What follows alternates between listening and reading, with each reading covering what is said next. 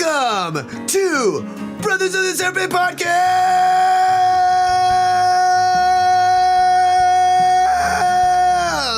That's right, ladies and gentlemen, boys and girls, angels and demons and monsters and serpents. It is Brothers of the Serpent Podcast coming to you not live from the 10 by 10 by 10 tangent cube of science, where we sit amongst the dusty bones of an ancient seabed high atop the Edwards Plateau. How you doing there, man? That was a great intro there. Oh, thank you. I think you have to keep that one. So, on this episode, which is episode 3030, our 3030? 3030. 030.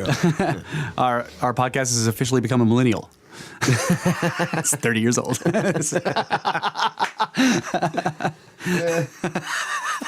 Oh no!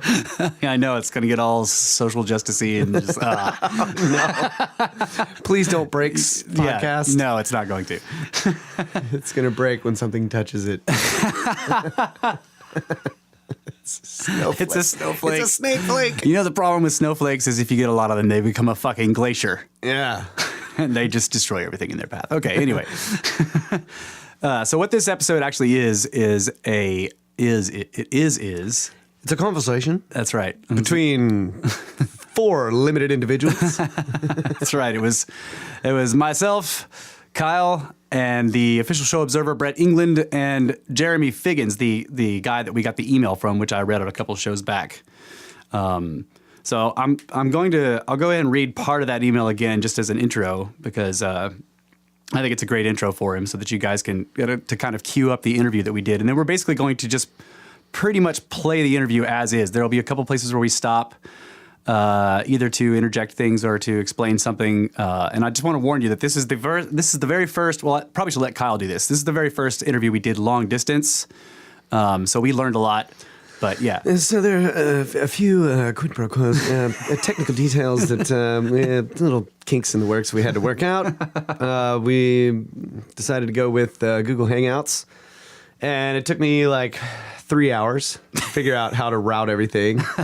And but anyways, first attempt, and we had some sound issues, not too bad. One of them was fuzzy.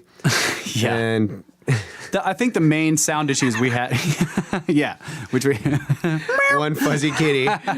No, I'm just kidding. The main sound issues we had was basically it was our fault in not kind of specifying. In other words, we didn't say, here's what you should do. Try to use a headset and don't use your speakers. And so we had some feedback issues a couple of times. Anyway, not a big deal, but not a big deal, yeah. But you will hear weirdness in there sometimes. We had considered chopping it up and trying to introduce segments of it by subject matter, and then we decided what would be best is if we did it in true Snakebros fashion and just let it have all the mistakes with all the content. No just do-overs. Give it to you straight up, no do-overs. So there are a couple of things that we cut out that were not actually meant for the interview because really, I hit record to test the sound, and the interview began, and I didn't even know. Yeah, I was like, so, Jeremy, we're going to test this. Kyle hits record, and I'm like, so, tell me about your academic career and everything you know about Sitchin.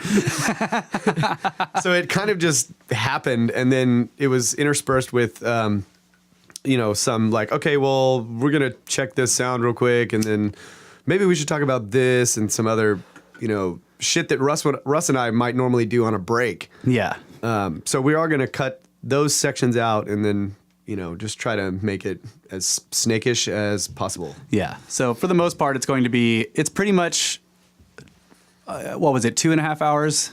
It was about 2 hours. Yeah. Really. So about 2 hours nonstop of audio, but we will put it in put it roughly in our normal format with breaks and stuff like that. But mainly we're going to just try to play it as it was, with just the more, like when we had more, personal discussions, cutting that stuff out and everything. And I just wanted to warn you about you'll hear some feedback issues and, but it's not that big. It's not a big of a deal. I mean, like don't tell them and they won't hear it. we just go outside and let it play and they won't hear it. So let me go ahead and read part of this email that he sent as an introduction to who he is again. So I've always been interested in weird stuff ever since I was a little kid. I remember getting my hands on some book and talking about ancient mysteries and trying to show my babysitter. I was blown away. Blocks the size of airplanes, ancient artifacts encased in solid stone, and she didn't care. She was watching soaps. I read everything I could get my hands on about the ancient world. I got into the ancient alien question, and I was into that for a while, constantly reading about and researching anomalies. Read Hancock, Baval, West. Then I saw a UFO, a big one outside of Raleigh, North Carolina. I decided passion wasn't enough. I decided to go back to school when I was 27 to get a degree in ancient Near Eastern studies. I specialized in the archaeoastronomy and cultural practices of Neolithic, prehistoric, Sumerian, and Akkadian cultures. I worked with some really great professors while I was there and gained a bit of a name for myself, being the old guy with weird ideas. So I wrote about Templars and Atlantis, other controversial ideas. I was very careful to be totally factual, follow evidence only, and profess observations and judgments I could objectively prove. Still, I was discouraged every single time from writing about these subjects. I was told not to write about the 1896 airship scare, about Sumerian astronomy, even about a critique about the accuracy of Sitchin's translations. Most of my professors just laughed and told me to be careful for my career, but one had more. He dragged me into his office and told me to stop it altogether. He actually had books on Atlantis in his office, which surprised me.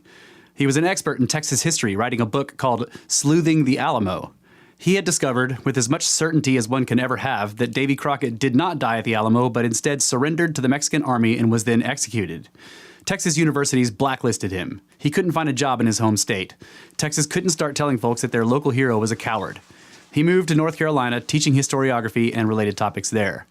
He told me directly that money drives the academic study of history. What I could prove was only as valuable as the political service my work could provide, alongside any value to the tourist industry. He told me that and more. I graduated and then moved to Midland, Texas, taking a job as a stratigraphic geologist for an oil field consultation company. Worked in West Texas, New Mexico, and Oklahoma for almost 10 years. Seen some shit. So that's a great intro. And so this first segment that we're going to play basically begins with me asking him what did you said you were writing stuff when you were in academia. What were you writing? Were you writing papers, books, pamphlets? What was it? Go, Jeremy. Papers. Like when I went to college there, as I mentioned, I was a little on the older side. So I actually had an opportunity to kind of be involved in the master's program, even though I wasn't there to get the master's degree. Okay. They let me do the master's degree work.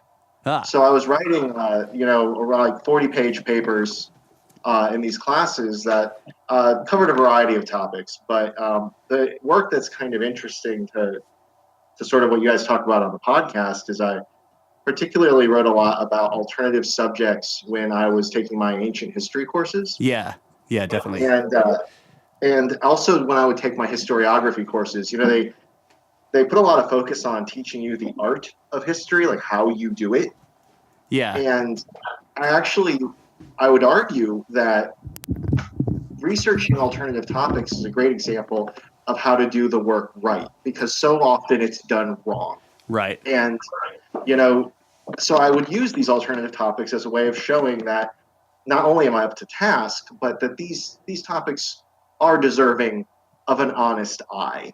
And Definitely. Instead of them being open to that, I got a really weird amount of pushback. I mean, okay, but honestly, were you surprised by that? A little, actually, because, it was just it's not like I was writing for publication. Right. It was just a classroom atmosphere, and no one was going to see those papers but me and the professor. Maybe his assistant or whatever. Yeah, and I didn't really. You're popping bubbles, bro. That's you can't just go around popping people's bubbles everywhere. You know what I'm saying?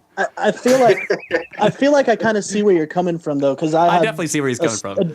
A line of study in a life science biology. And in that aspect, when you come up with some new or revolutionary way of looking at something, you expect a professor to go, you know what, that's really interesting. Tell me more about this. You don't expect him to go, hey, quit that shit. My work would speak for itself, right? Like they're grading me on the quality of my research and the quality of my sources. And I didn't really think the topic necessarily mattered. If it, when you're looking at a historical question, you formulate a question. It's just like, it's, the way they teach you how to do science. You formulate a question, and then you seek out an answer to that question, and you do it with as little bias as you can get away with. And then you provide like your discovery, whether, like, as an example, I wrote a paper about the Knights Templar that my hypothesis was that the premise was true. And by the end of the paper, I actually proved that the premise was false. And I was honest about that. Oh, nice. So I genuinely was surprised. Okay, so you were expecting them to grade you on methodology as opposed to subject. Right. Okay. Well, I mean, I felt like methodology ultimately was all that mattered, really. Yeah, but it's so much politics, really. I mean, like, academia is funded by governments, and so you just end up with. I mean, obviously, like, when I went to college, I didn't know this either, so I would have been blown away if somebody would have criticized my subject matter as opposed to methodology. So I totally understand where you're coming from.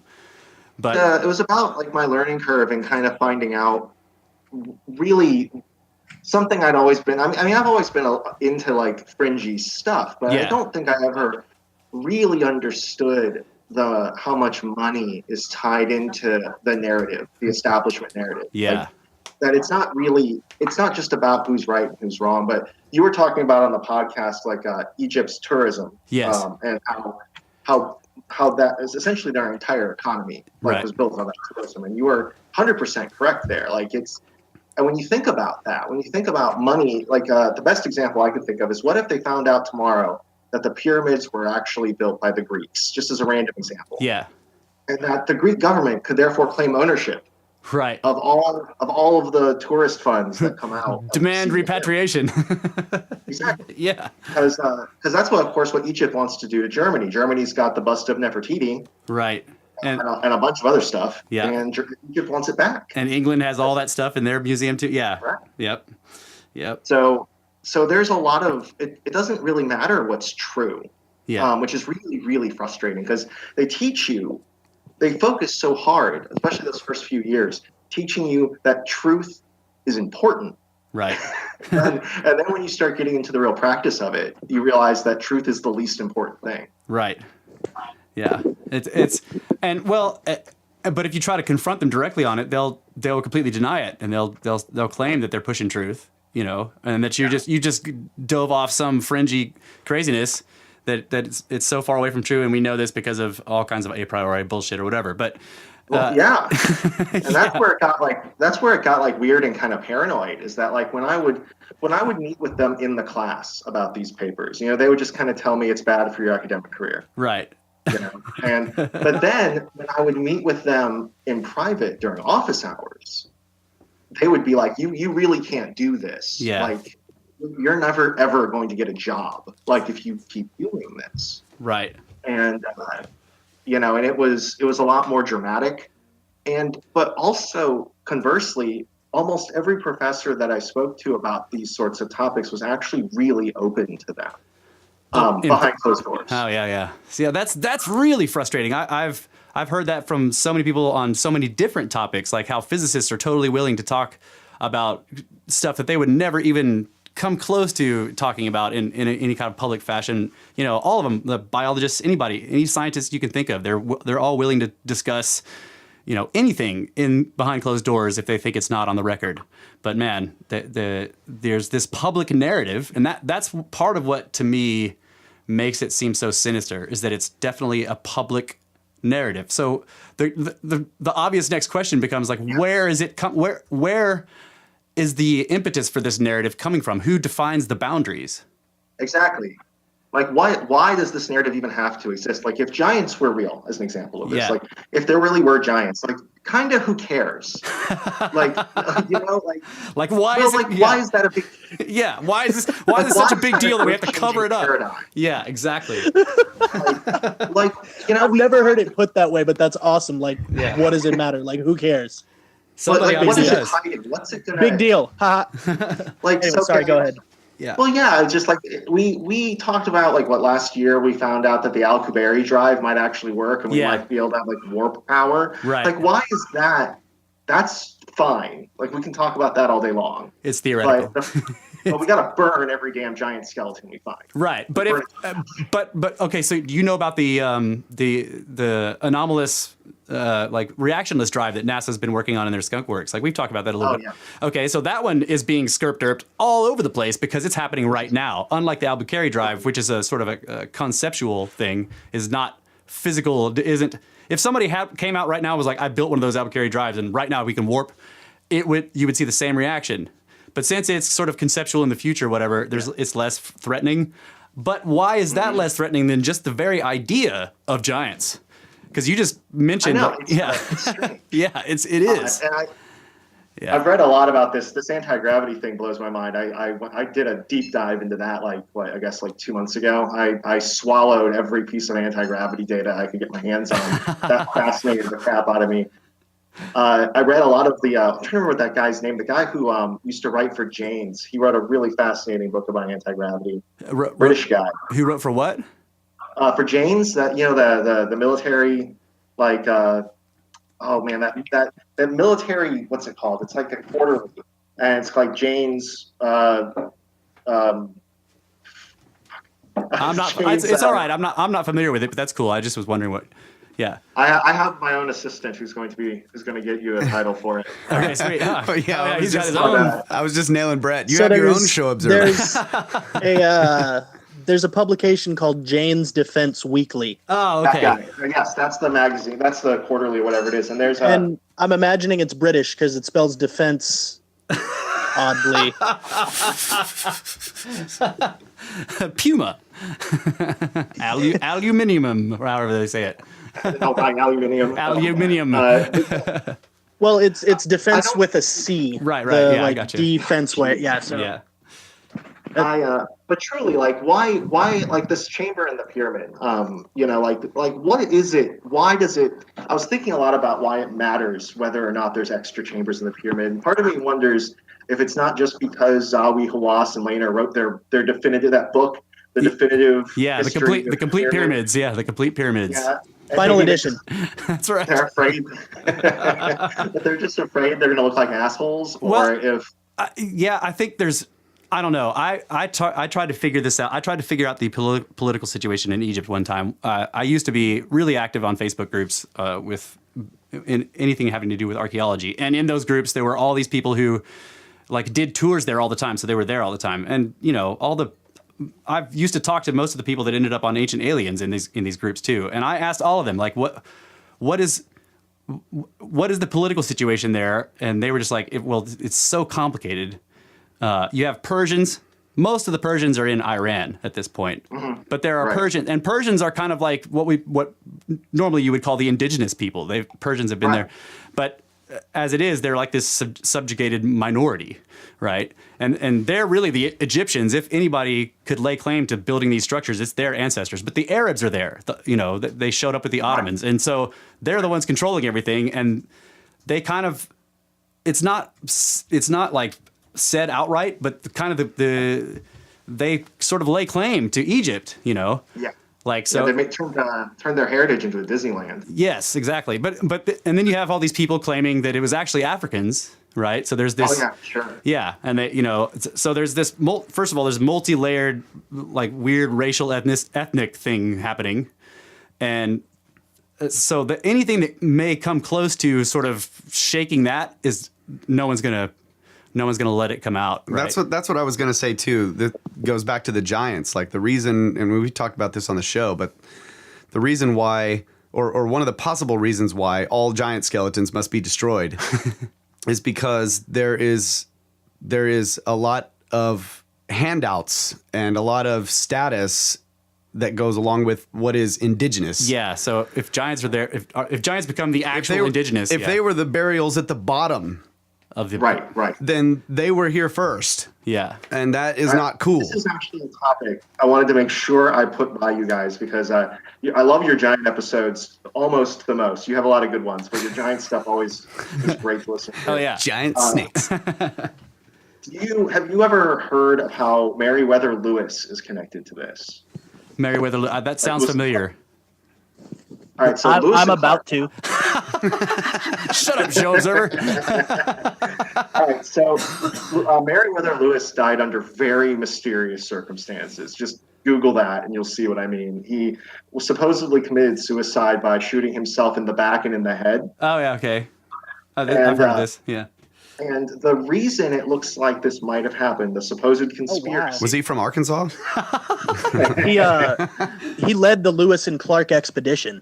That Lewis. That Lewis. Yes, that Lewis. there are missing pages from his... Of course. His diary. And this is for real and confirmed that there are missing pages. The conspiracy part gets into what those missing pages would likely contain. And there are a couple of possibilities. There supposedly were references to giants, and there is some corroborating evidence that this is a thing. Live or dead ones? Like live ones. Yeah, okay, gotcha, yeah. And there are references to people who looked like they had European ancestry. Ah, yeah. And the thing that we'll call it the low tension conspiracy is that he discovered that European colonists had made it really far inland, like to Minnesota.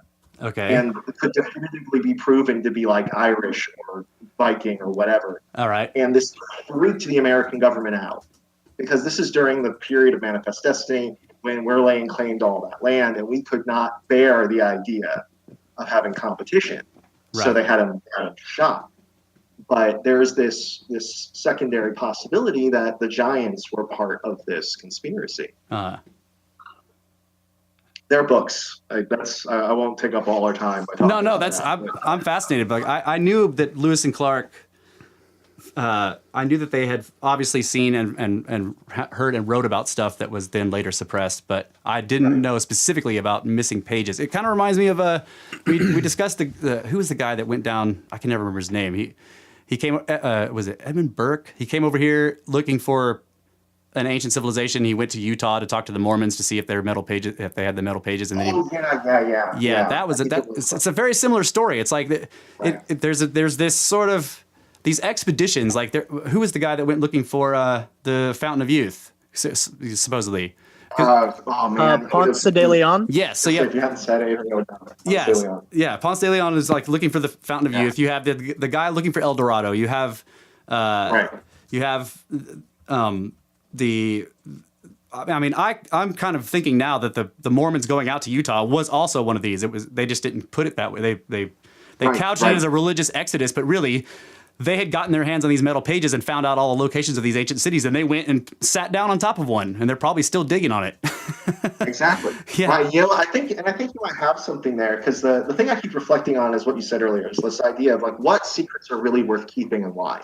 Yeah, absolutely. I feel like when you take a deep dive into all of these conspiracies and all of these, all these ancient mysteries and stuff, like there are so many, but the one question that keeps recurring is that someone somewhere is keeping something secret, and nothing, not human lives, not time, not money, nothing will keep them from revealing that secret. That's right. Why? Yeah, dude. What could be and so far, nothing has penetrated it, despite millions of people trying. And that's another thing. This is part of the question that we've been asking ourselves for so long. Like, who could do this for this long? This is what we call the long game. Yeah.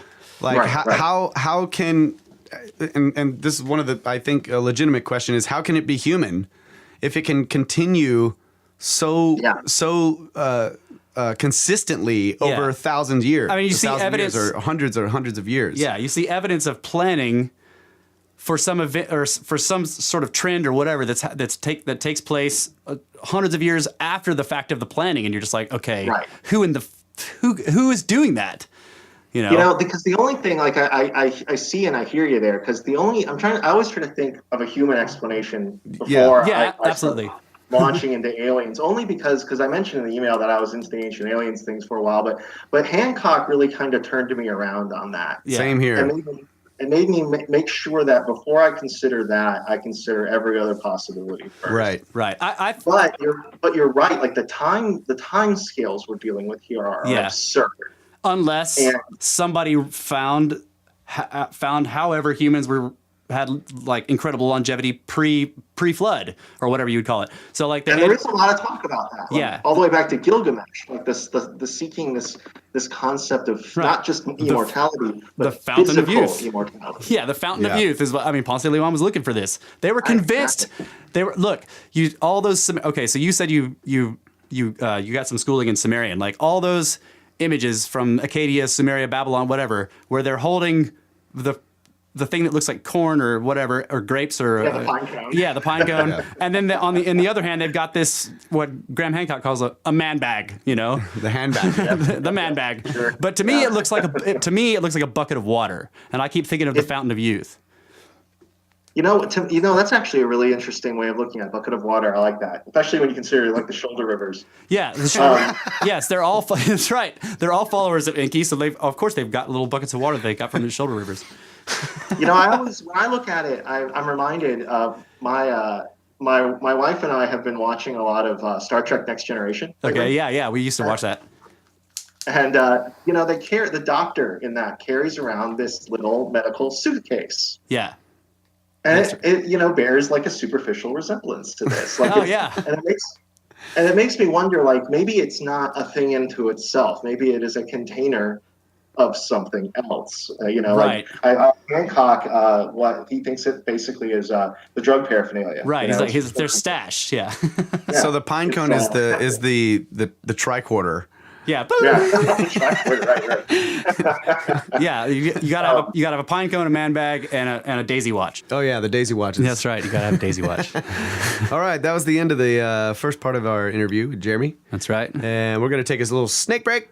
That's right. As we change subjects in the previous interview. That's right. Because we're just smooth flowing this whole fucking shit. That's right. It's a smooth flow from one subject to the next. That's right. Very snake smooth.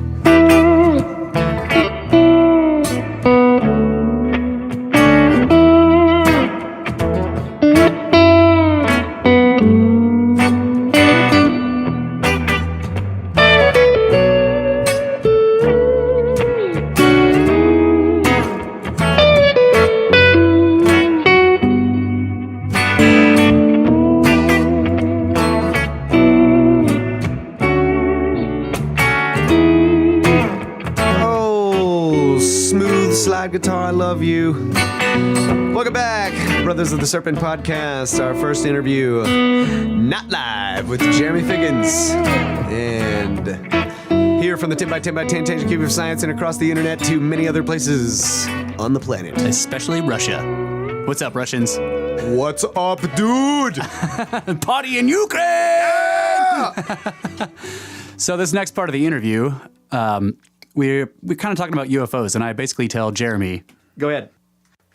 Go ahead. I used to be really into the UFO thing, right? Like, and I still am to a degree. Yeah. But what always ultimately frustrated me about the UFO question is that it was always a question. Like, right. It's been around for 50 years or more, like 150, 2,000 years maybe. Yeah. Even. Doesn't that... And everyone just keeps asking the same damn questions, yeah. And no one's trying to hold anyone accountable or shoot one down or punch an alien in the head when they see one. Like, nobody's trying to... Like, so, how long are we just going to be like? To me, the fact that the same questions have been asked for centuries, that implies that the wrong questions are being asked. I mean, that's exactly it. That's exactly it. They're the wrong questions. Yeah, and for me, like when I first heard someone challenge the alien thing, like with the Graham Hancock, I was almost like offended at first, but then I started. Then I started to look at it where I was like, the problem with the alien hypothesis is that everybody immediately will throw it there and leave it there. Right. Yes. It's a way of pushing the can down the road. Yeah. Yeah, it's essentially the same thing that we bitch about the standard model doing with like, cause evolution. Right. Done. Right. So the thing you can't lean on aliens like that, or you end up doing the same thing. Yeah. But so I totally agree with that. You mentioned Sitchin's work, and I got really into Sitchin's work too, and like I got into Sitchin before Graham Hancock.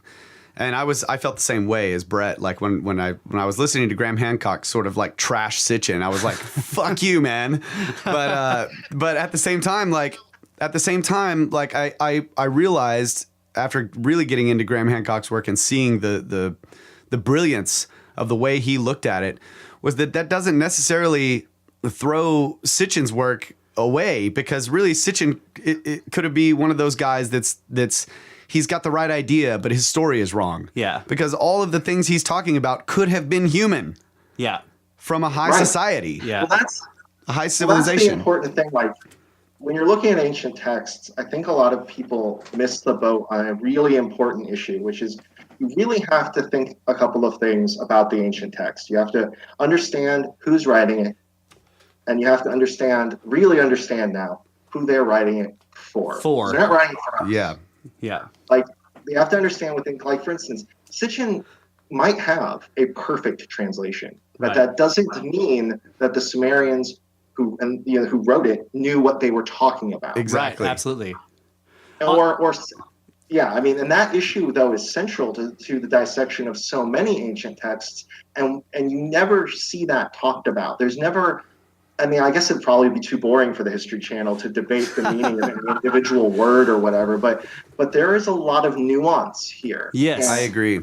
Yeah, Russ and I have had long conversations about context, like the phrase we use, quant suff. Yeah, is basically illustrating the contextual gap that we have from even if from civilizations that coexist at the same time, there are massive contextual gaps, even words that we have that they don't, and vice versa. Right. And so when we go to translate something like that has some of our slang into it, our slang is saying something that if we were to directly translate to their language, they would be like, "What the fuck is that?" Like, get a totally different meaning. So when you're thinking of thousands of years of time lapsing between, and we have no idea what their technology, the full extent of their technology or understanding of nature was, and how their art was, and how they interpreted things, and all of that kind of stuff, you can get. Yes, there's a lot of nuance. I just totally agree with that. Yeah, and I think one of the best illustrations of the translation problems is, like, you watch an old Akira Kurosawa movie when it's been overdubbed, and like the guy's mouth is moving all crazy, and he says yes, and it keeps moving, and keeps moving, keeps moving. You know, like that. I mean, he said a little bit more than yes. Yeah. The issue there, like, too, is that when you're looking at these translations, like, understanding again that context of who it was written for, because think about why we record things today. Like, we record things for posterity, and we're going to leave out anything we don't think we need to remember later. Like, if it's not something we think will be important in 6 months or 6 years, then we're not going to write it down. We don't need to write down what a Christmas tree actually is. Yeah. You know what I mean? Because we all know. Everybody knows. It's assumed that you know. So yeah, absolutely. So, and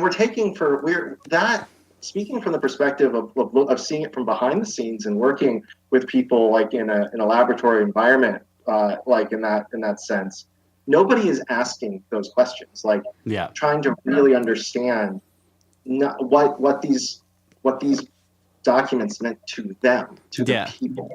We had the Osiris problem with Egypt specifically. This comes to mind. The Osiris problem. Like, they kept seeing references to him everywhere, but it was obvious from the text that the people writing the text assumed that you knew the Osiris story. They didn't have to tell it to you, and so it took them a long time to finally find the actual and sort of piece together the whole idea. And it's still maybe completely wrong, because it's when you dive down into a bunch of this stuff, you find out that they had no grounds for saying things that they said or assuming things they assumed. Yeah. Right.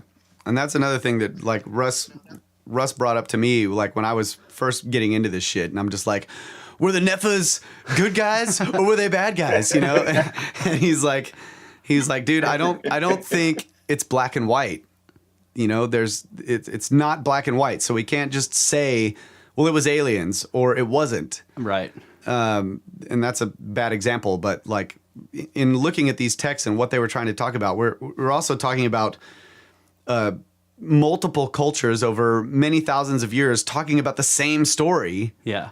In different ways. And so that, to me, is the ultimate clue. Like, you know what? I got to bring up something. I was listening to your Sasquatch podcast just this morning. Okay, so when you think about that crazy nonsense that was in that DNA report in the context of the Nephilim, Yeah. And this idea of these creatures having, like offspring with human women.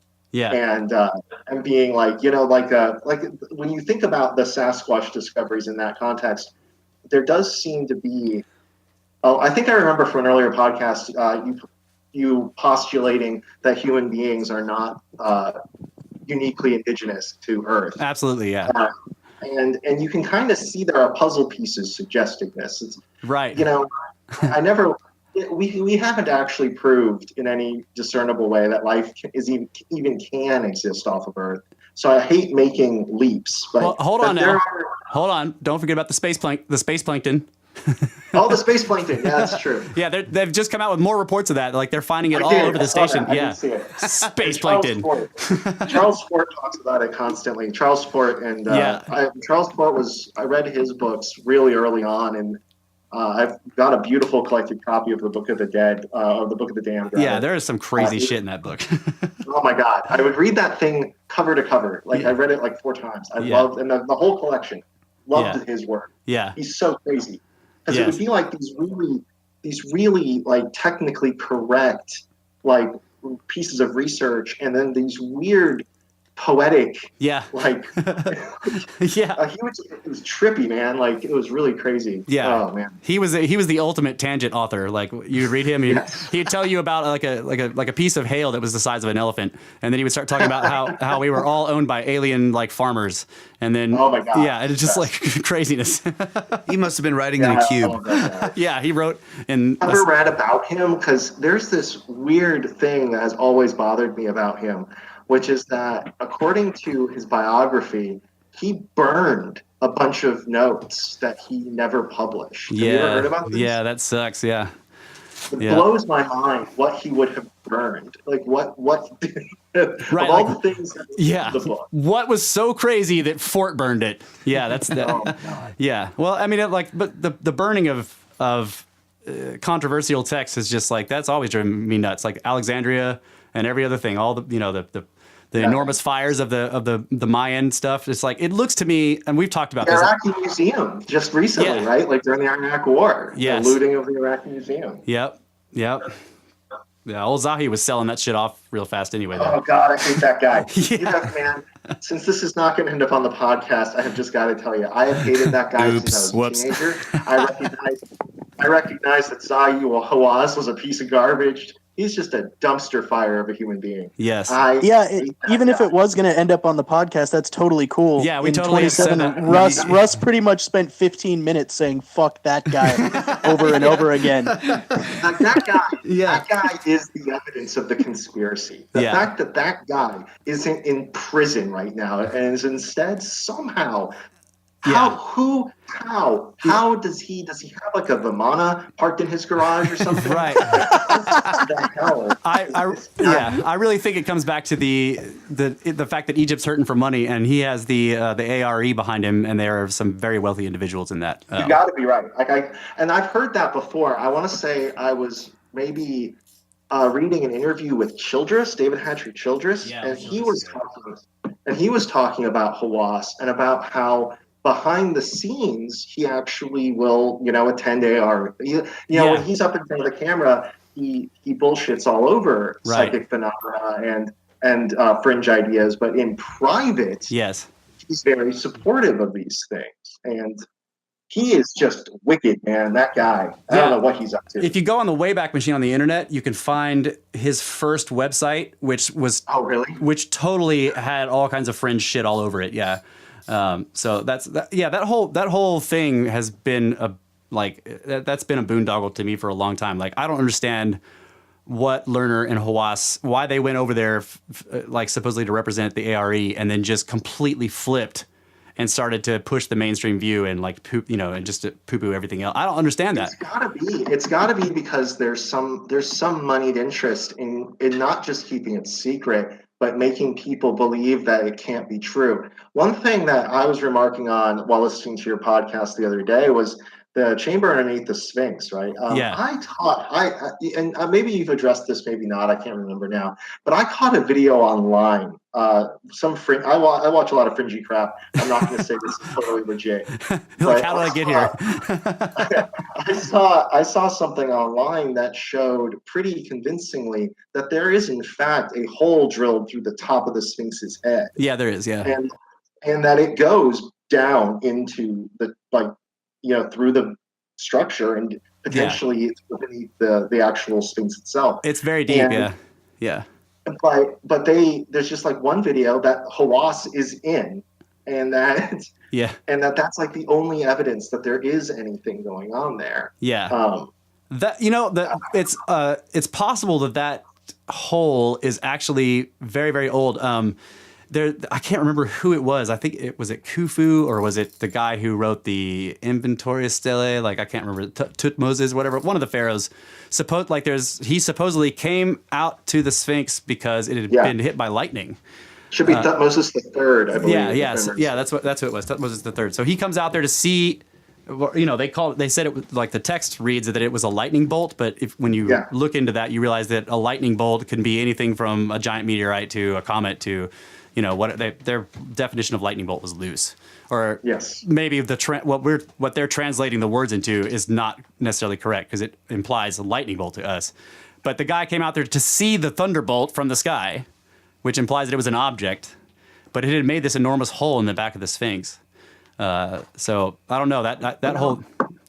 Yeah, it's weird. I'd have to go digging for it, but I'm actually pretty sure I've seen a Napoleonic era drawing of the Sphinx that shows the hole in the top. Yeah. Have you read about that stuff with Napoleon staying the night in the Great Pyramid? I've read about all that. Sure. And he comes out and people are like, "Well, what happened?" And he's like, "You wouldn't believe me if I told you." Yeah. So what I'm finding here is that the hole in the head was cemented in 1925. So they filled it with cement. So anything prior to that, they filled the hole in its head with cement for some reason. Exactly. That's what they did to all. That's what they did to all the Egyptologists. There's a hole here. Let's fill it with cement. Yeah, that sounds like there's definitely nothing important down there, right? Two things I want to hear your thoughts on. Okay, so are you guys familiar with? I want to say it was in the 90s. It was post Gattenbrink, right? That there were all these rumors, I remember very clearly, and I think you can still find some of this stuff on the net, that they had closed down the pyramid for a while to remove the salt that had been gathering on the walls. Yeah. And that there were a couple of witnesses that said that they heard machines, that they saw electrical cables going into the entrance of the pyramid, large electrical cables. Yep. And that ground sand, or like ground limestone, was being removed. Yeah. Which makes me wonder about this comment that Hawass has made that we knew that chamber was there already. Yeah. I don't know where they would have been drilling if they were cutting into a place or whatever, because there's so many possibilities. Like there was a French survey of the Great Pyramid that was done maybe. I think it may have been a temperature survey that was done. It was before. I think it was old enough to where it was kind of before cameras. So it was, but they were just checking temperature in all the passageways, and way down in the descending passage, kind of in the area of the well shaft before you get to the subterranean chamber, they detected like an enormous temperature shift from these two blocks on the right wall. Right. Okay. Yeah, I think I have recollection. Yeah, and of course, no one's ever, well, as far as the public knows, no one's ever explored that, and that was like 100 years ago. I mean, I think the research was stopped by World War I. It's a long time ago. So there's a lot of places on the Great Pyramid, and this is just the Great Pyramid. Like G2, the Khafre Pyramid next to it, also has tons of strangeness, and the Red Pyramid, the Bent Pyramid. There's mysteries associated with all of these. And what about, have you heard about that missing pyramid, the one that's crumbled, and all that remains of it is like the understructure? Yeah. Okay. Are you filled it full of trash? You're talking about the they call it a pyramid, or it was the beginning of a pyramid, but it's actually the Great Pit at Ablusai or Iran or something like that. Is that what you're talking about? I think it was a mastaba. But yeah, you got it. So if it was an actual mastaba, this is not what I'm talking about. But there is a big pit. I mean, it's an enormous enormous hole in the ground, and they have classified it as an uncompleted pyramid, even though there was not a single pyramid block ever laid. Yeah. Right. Yeah, that is that weird. Is the one I'm speaking of. Yeah, and there's another one. Right, like because it's so. Go ahead. Go ahead. You go. Okay, there's another. There's two. There's one at Abu Rawash that if you go look up David Hatcher Childress and Chris Dunn when they were going into Egypt to Childress was taking Dunn all over the place to measure stuff with his tools. They go down into this thing and they kind of look at it. It's a big ramp that kind of ramps down into the ground, and it's exactly. Okay, but that's not the Great Pit. That's not. So that's a different one. That's the one at Abu Rawash. The pit is the pit is like kind of behind Giza. It's back behind the plateau. Like these guys found it by, instead of walking around the edge of the plateau, they decided to go over it one day when they were coming back for their dig, and they just encountered this enormous square hole in the ground that had been filled with rubble. And they spent the next couple of years pulling all that rubble out of there, and they found this like crazy. Yeah. Okay. Right. Yeah. I was getting them confused. Yeah. Yes. They found that crazy like puzzle pavement at the bottom. That was like puzzle pavement. Yeah. You got down. They got down to the bottom. There's this stairwell, and then at the bottom there's like it looks like a granite walkway that kind of goes and then turns 90 degrees and goes into the middle of this courtyard looking thing. And you're at this point you're down 40 meters. Like there's 40 meters straight up walls like of limestone next to you because that's how deep it's cut in. The rest of the pavement in the courtyard is limestone surrounding the granite, but the way that they've been interlocked with each other, it took a month just to get the first block out of there because it was like this puzzle. You had to start with the right block to be able to dismantle the pavement. Otherwise you couldn't even get a handle on it without blowing shit up anyway. And they wanted to get below it because there was that weird. They called it a sarcophagus, but it wasn't. It was some kind of weird pool. That was. You know what? Yeah. Oh yeah. Yes. Yeah. This gets me to something you guys brought up about the figurines with the like the newer carvings in them. How there's like Roman numerals and more recent Egyptian hieroglyphs. The thing that one thing that I've noticed that people kind of fail to bring up when it comes to the Mesoamerican architecture or the Egyptian architecture, or even like the Sumerian stuff or Baalbek or any of it, is that when you are if you're gonna carve something out of diorite, like if you're gonna do that, especially like a children's toy or a little dolly figurine, there's only one reason to do it. There's just one. It's and that easy. Reason is it's easy. That's right. Yes. So that's really, I mean, I have to say I might be the only person in the world that knows it well enough, but your Christopher Dunn impression, Kyle's Made me physically laugh while I was at work. Hell yeah, dude. I had to stifle laughter in my cubicle real hard. Because it was so dead on. Fantastically done, yeah. All right, thank you, man. I mean, I don't know if his theories about the pyramid are worth a damn. Yeah. But his concept, his understanding of the necessary technology to create these artifacts is stellar. And the fact that he's ignored is a crime. Yeah. Because his expertise is very clear. And it makes the whole thing look bonkers. Yeah. Yeah, I've flipped out about this. Like, why do these archaeologists and Egyptologists not consult the proper experts? They don't know anything about construction. I can talk to you a little bit about that. Yeah. Okay, so one thing, I actually participated in an archaeological lab while I was in college. Okay. But I worked as a geologist later. Like I got my degree in 2007, and that's right when the housing market crashed, and I couldn't get a job to save my life. Oh shit.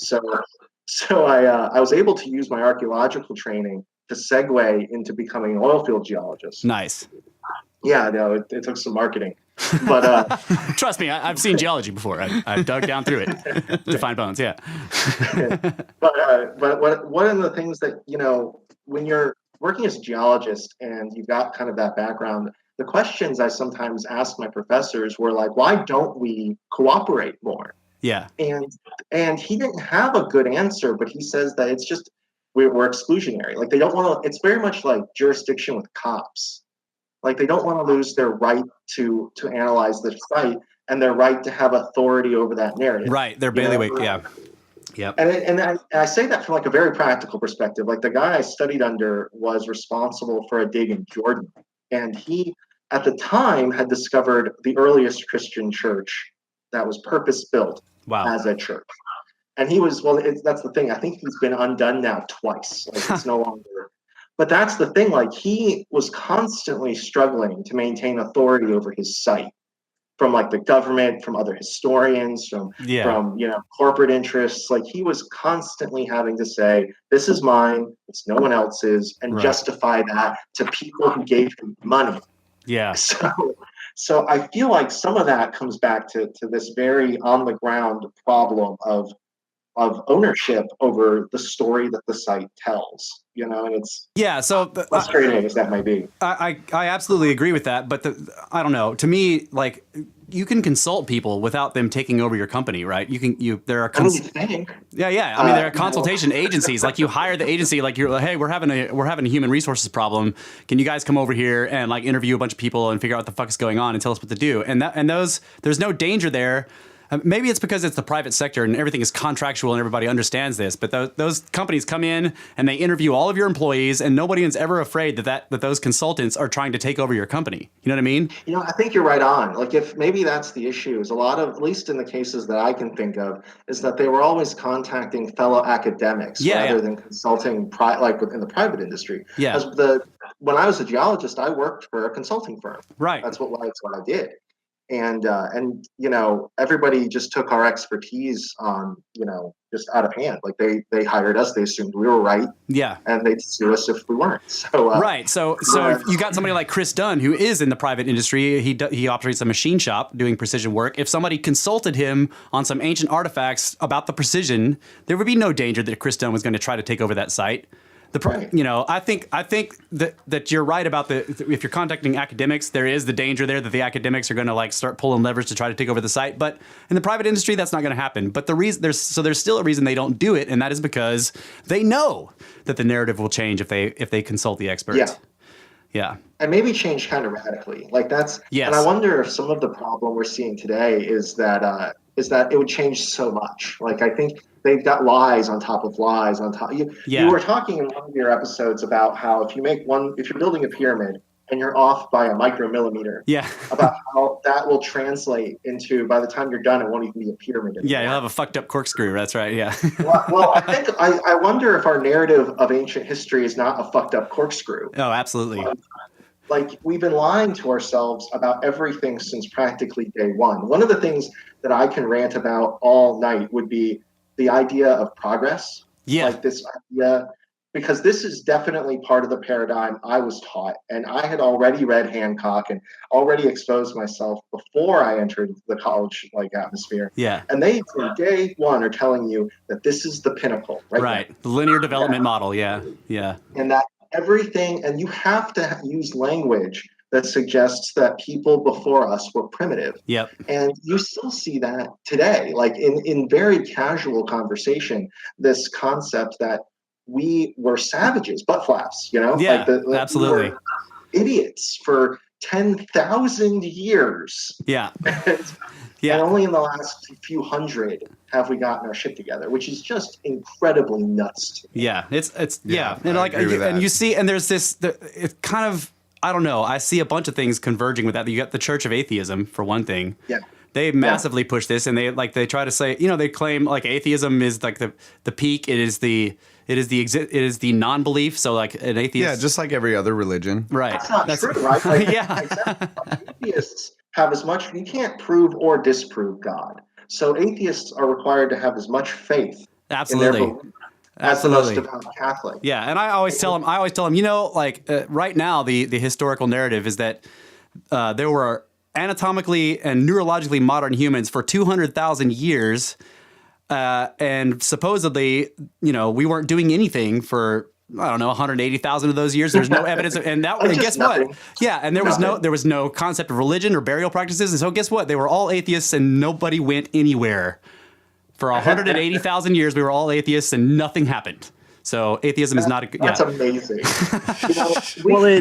in 180,000 years, there's enough time for us to have built, like if it takes only 500 years to go from butt flaps to microwave ovens, then we have had an opportunity to nuke ourselves to oblivion like 5 or 6 times over. And totally be forgotten about and totally eliminated from the record. Right.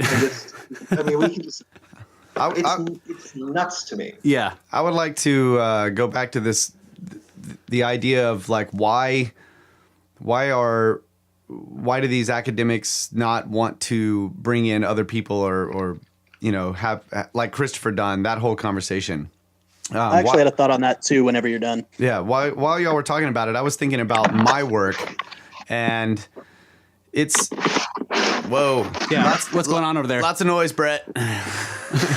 And wait, I heard that on my end. So I don't. Oh, okay. Well, maybe I'm blaming Brett because I know you. Probably me. I was moving. Could have been Jeremy's fault. Yeah, we're just shut up, Jeremy. We're blaming it on Brett.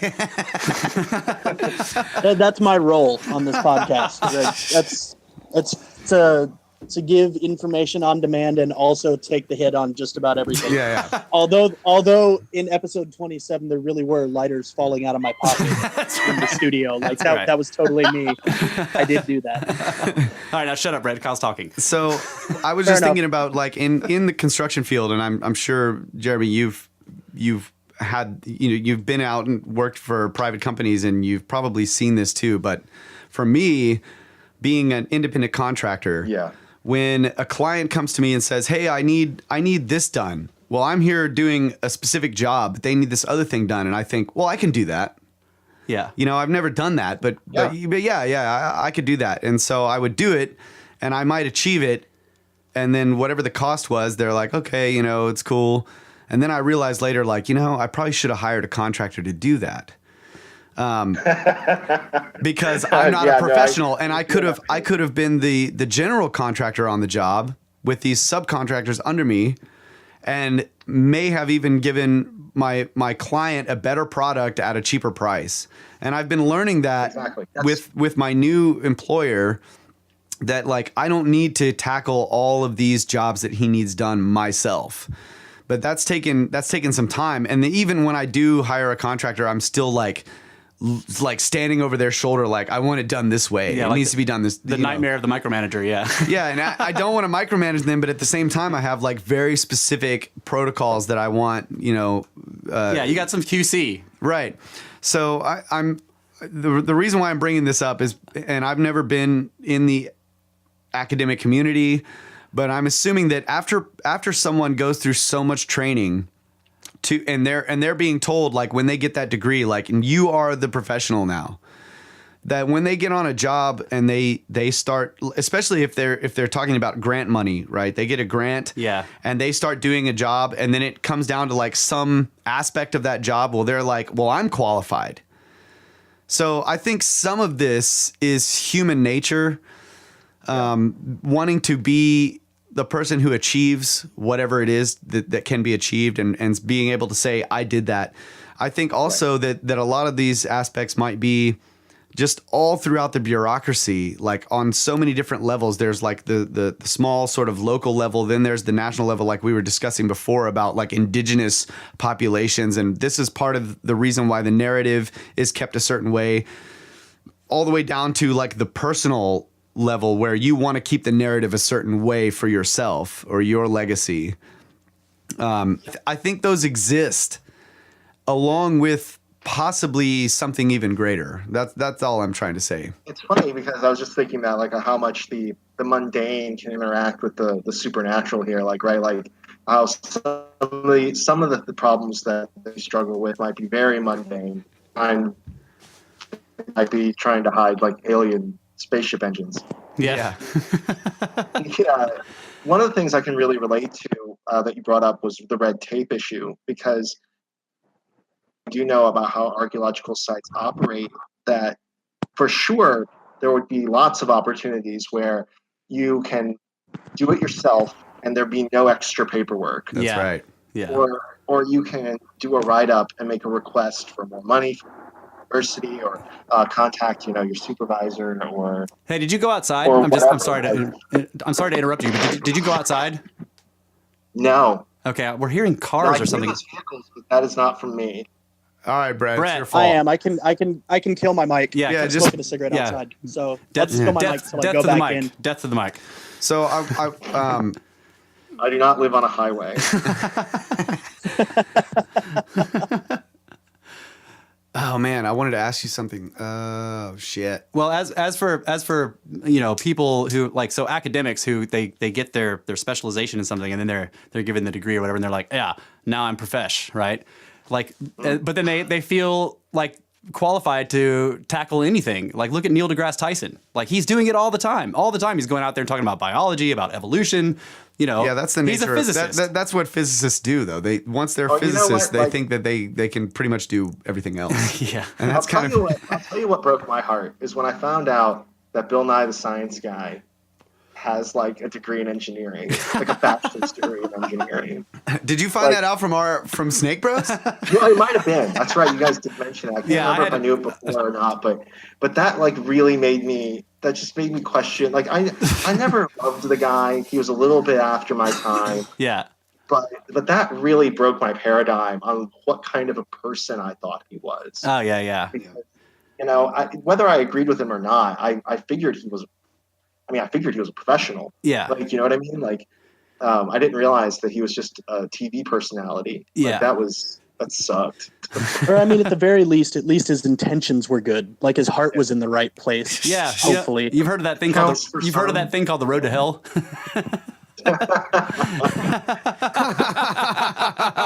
Yeah, great joke. We've all heard of that. We've all heard of that road.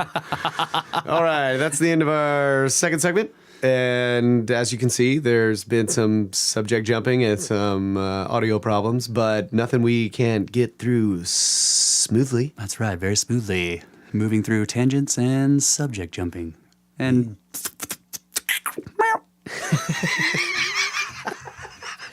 What was that? I don't know. Snake! He does not live on a highway. All right, we're going to take another quick break, and we'll be back with more Interview with Mr. Figgins. snakes. Smooth.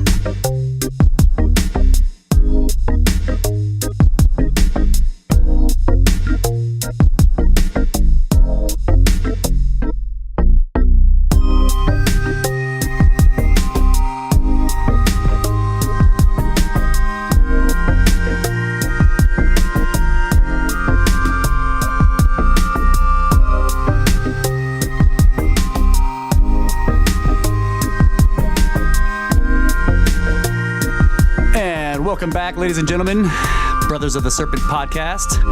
Half our pyramids tied behind our backs just to make it square. We are in the midst of an interview with Mr. Figgins, and we are bouncing all over the place with lots of different subjects, very smoothly, Very smooth. So this next part, I basically just asked him. In his email, he had mentioned that one of his favorite professors was teaching historiography. So I said, Jeremy, can you give us a description of what historiography is? Is smooth. Go, Jeremy. Okay, well, so what historiography is? It's the actual art and study of how you history. Okay. there is. Well, Do you even history? Do you even history, bro? Yeah, sorry. There is a particular way. When you get a history degree, you can get a bachelor's of science or a bachelor's of arts. There's an art to it, and what historiography teaches you how to do is how to do the research, but also how to deliver that research in a fashion that is acceptable to academia and ultimately acceptable for publication. And this process starts from the conception of the questions you are asking, all the way to the physical execution of that research, and ultimately the delivery of that research in a medium that can be digested. Okay, so historiography is like it's the study of the traditions of historians. Essentially, yes. Okay, cool. Yeah, that sounds better than what I said. Yeah. Russ has a degree in brevity. Oh man, but yeah.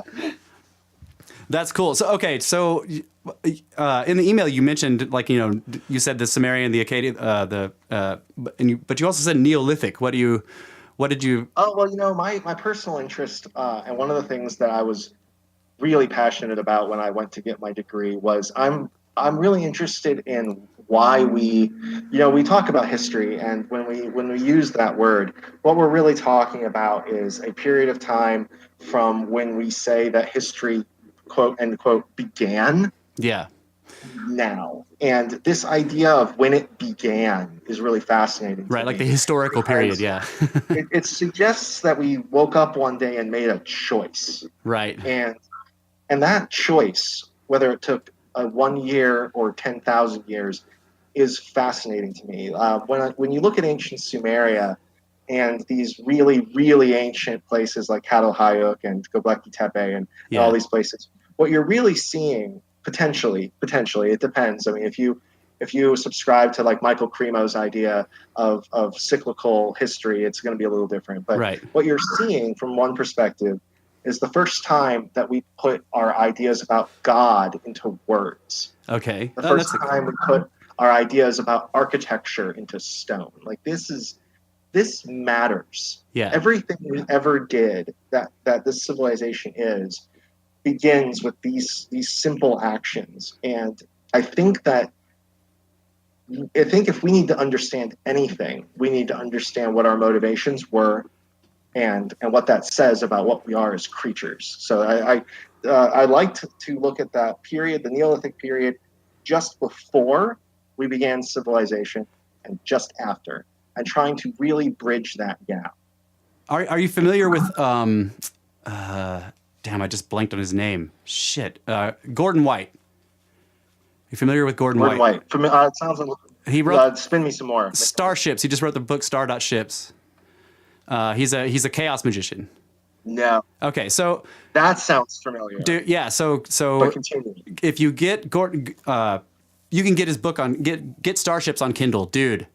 That's exactly what he's looking at, and he comes from the perspective of he's a chaos magician. He's not he's not a hard scientist. He's not a machine shop guy. He's not an architect. Well, I think he did work for an architect firm for a while, but really he's like he worked in the professional and business world for a long time, but he's a chaos magician at heart. That's what he likes to do. He goes out and interacts with the realm of the spirit. It's fascinating. Yeah. Yeah. Okay. But he also, since he was a little kid, has had this fascination with exactly what you're talking about, the beginnings of humans. He talks about it in terms of like, when did we start being us? Right. Right. So his suggestion, and I'm sure you've heard the theories that people put out, like Terrence McKenna would talk about the stoned ape, right? We first became us when we ate shrooms, and then we had crazy visions. Yeah. Okay, so Gordon White's theory that he puts forth in Starships is sort of a more complex, upgraded version of that.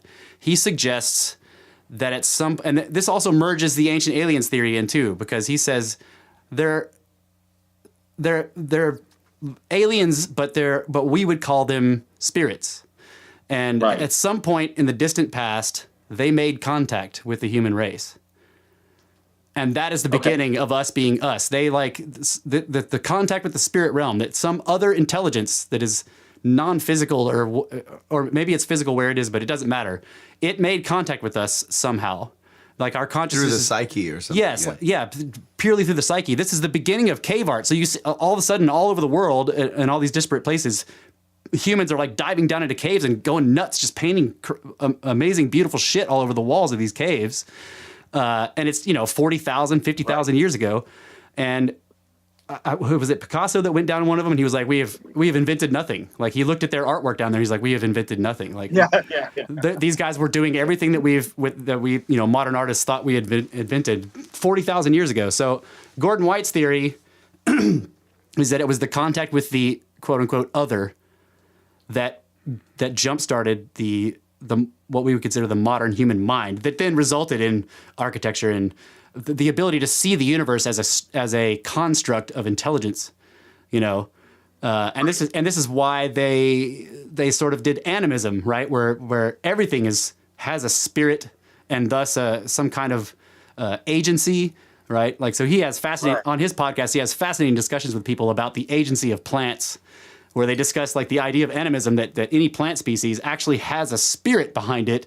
And so if you have like quote unquote invasive species growing somewhere in a place where it's never grown before, it's there because it wants to be, right? Like I don't know, it's fascinating, but yeah, I'm actually, that really jives with what I'm also fascinated with animism because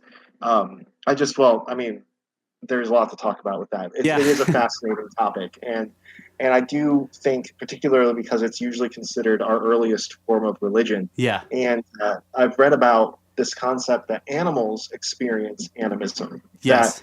That if, from the perspective of someone who is purely animist, that what we think of as religion is we put ourselves between us and the spirit. But a true animist sees everything as spirit and takes that for granted. There is no consideration. There's no attempt to understand it. It is understood by nature. It is experienced more than it is understood. Absolutely.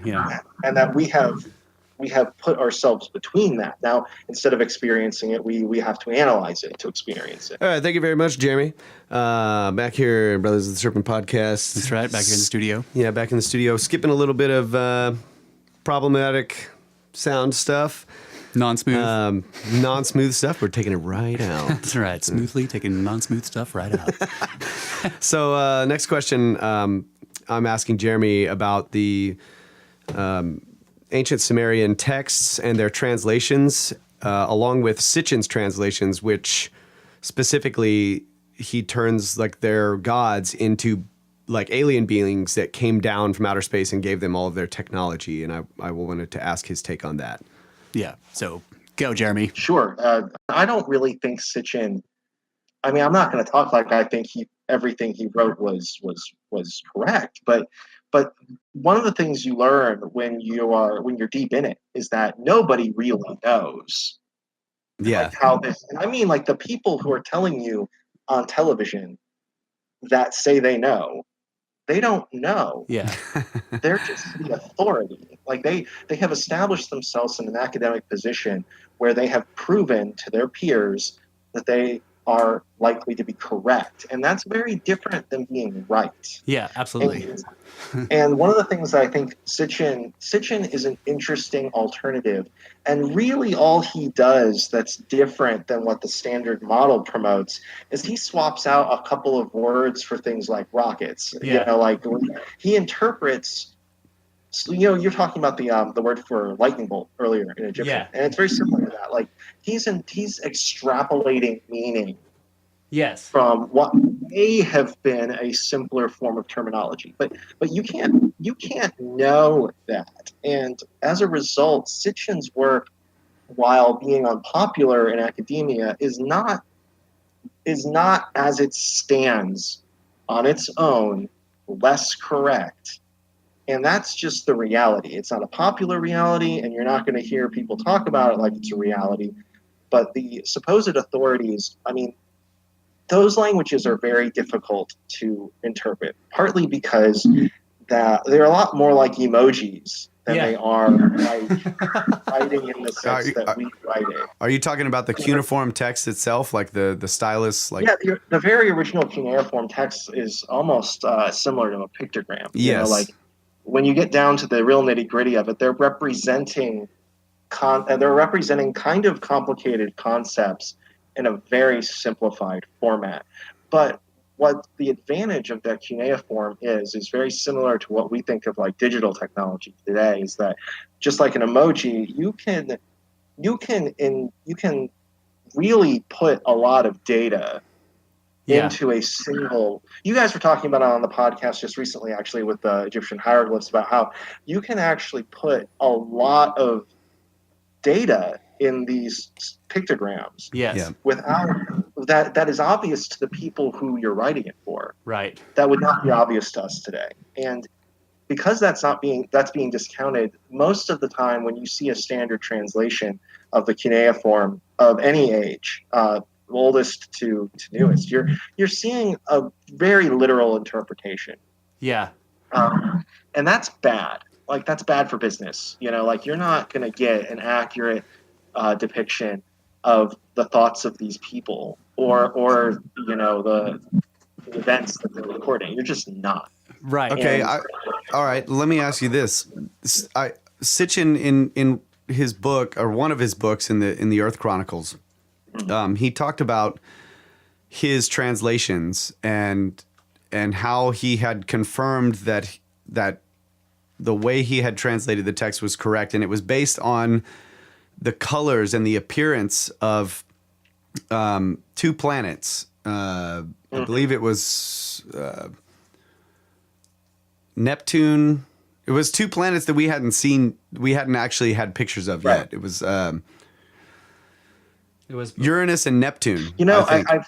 And so we had a probe that was going by, and it went by Uranus, I believe, and he saw the images of it, and they matched. Yeah, blew his mind. Yeah. His translation of what they were talking about, and so then he predicted, and he actually publicized this, his prediction of what Neptune would look like based on the Sumerian texts. And then when the probe months later passed Neptune, it was correct. Yeah. Do you remember that? You know, I'd have to. I'm familiar with that. I'd have to take like a deep dive to make sure that. Well, you know, like, you guys are probably familiar with like the Dogon, right? Yes.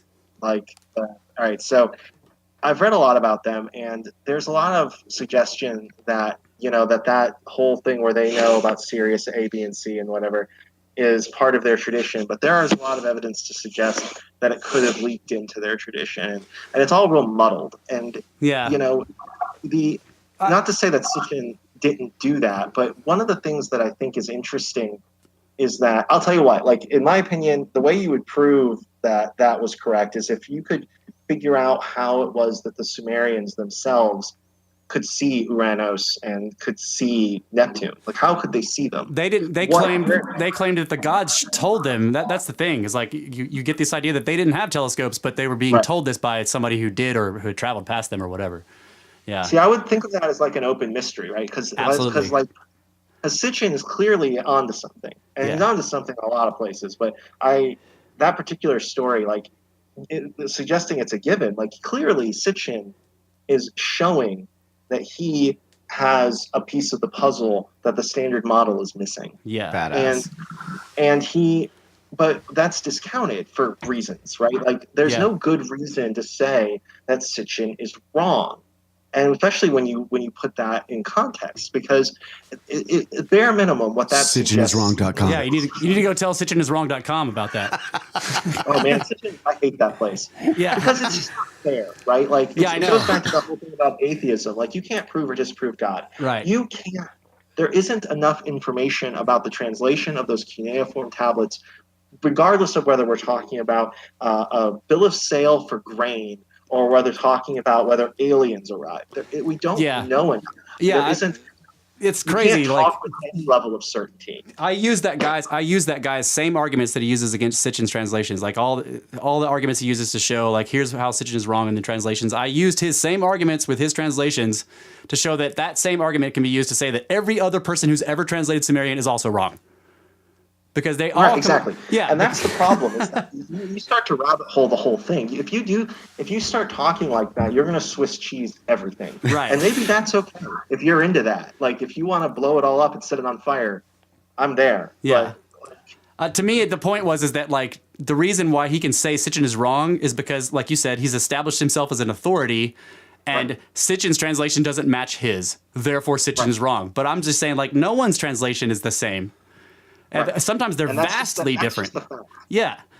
And that's the way, and that's no matter, and that's the same thing. Like I hate when I see a new video or a new TV show that tells me that this was how the pyramid was built. We don't know. And the reason we don't know is because the Egyptians themselves, we need to find something that says, hi, my name is Imhotep. Yeah. I was there and I'm writing it myself. Yeah. And I'm saying this is how the shit was done. Right. So otherwise I don't want to hear about like whether or not we were floating bricks down a canal or whatever Lehner is saying now.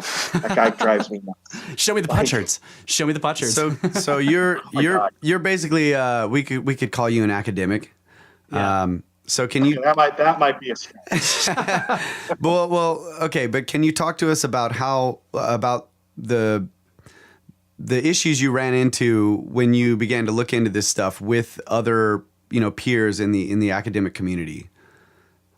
Yeah, I ran into it mostly when I started talking about Atlantis. I have always been really, it's a buzzword, right? These days, like you say that, and you might as well be saying, the aliens or whatever. Like it sucks because it's as good a word as any, and it's very nice shorthand for what Graham Hancock likes to call the worldwide civilization. Yeah, the lost civilization. Yeah, right, and it was tricky because I would walk, like when I would go up to my professors to have a research topic, and I would have a proposal written up, and as part of your proposal, you submit your sources and your intent.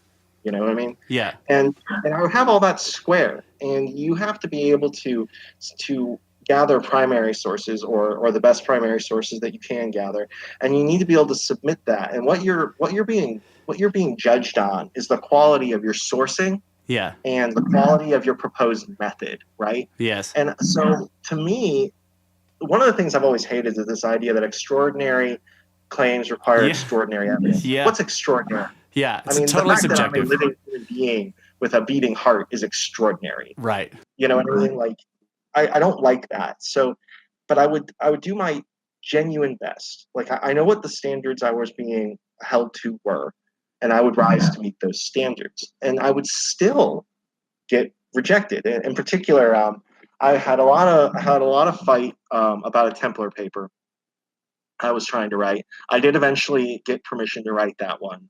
It was about whether or not the Knights Templar were present at the Battle of Bannockburn in Scotland. And there's a legend that says they were there, and I was just wanting to source that legend and decide whether or not it held any validity. And that I was able to get written, but I got a lot of pushback on that. I had a suggestion. I was doing a historiography course that was being taught by a professor from Texas, and that particular gentleman, I wanted to do the airship mystery because at the time, particularly, very little read. This was back in like 2000 and somewhere in the early 2000s, and there hadn't been a lot talked about, like really even on the fringe, about this separate from the UFO phenomena. And I definitely was of the mind that it was separate from the UFO phenomena, and I thought that it was worth taking a look at because the popular theory was that it was yellow journalism, and I didn't really think that held up. And knowing that it was written about in so many newspapers, I had no problem, I figured, getting primary sources or near to primary sources, depending on whether or not anyone was still alive from 1896. And I had all my ducks in a row. That got rejected out of hand. I asked my professor if I could rewrite the proposal with better sources and maybe, alter my arguments somewhat. And I did that, looking to instead talk about the impact on local society and kind of talk about it more from a mass hysteria perspective. And that still got rejected. Oh. And it became clear at that point that I was talking about unpopular things, and I kind of had a mouth on me back then and had no problem saying that I thought as much. That I very politely asked my professor if it was an issue because it was about UFOs, and he told me, well, yes. And so, but that didn't stop me. When I was taking a course on technology, the history of technology in ancient societies, I wanted to write about archaeoastronomy.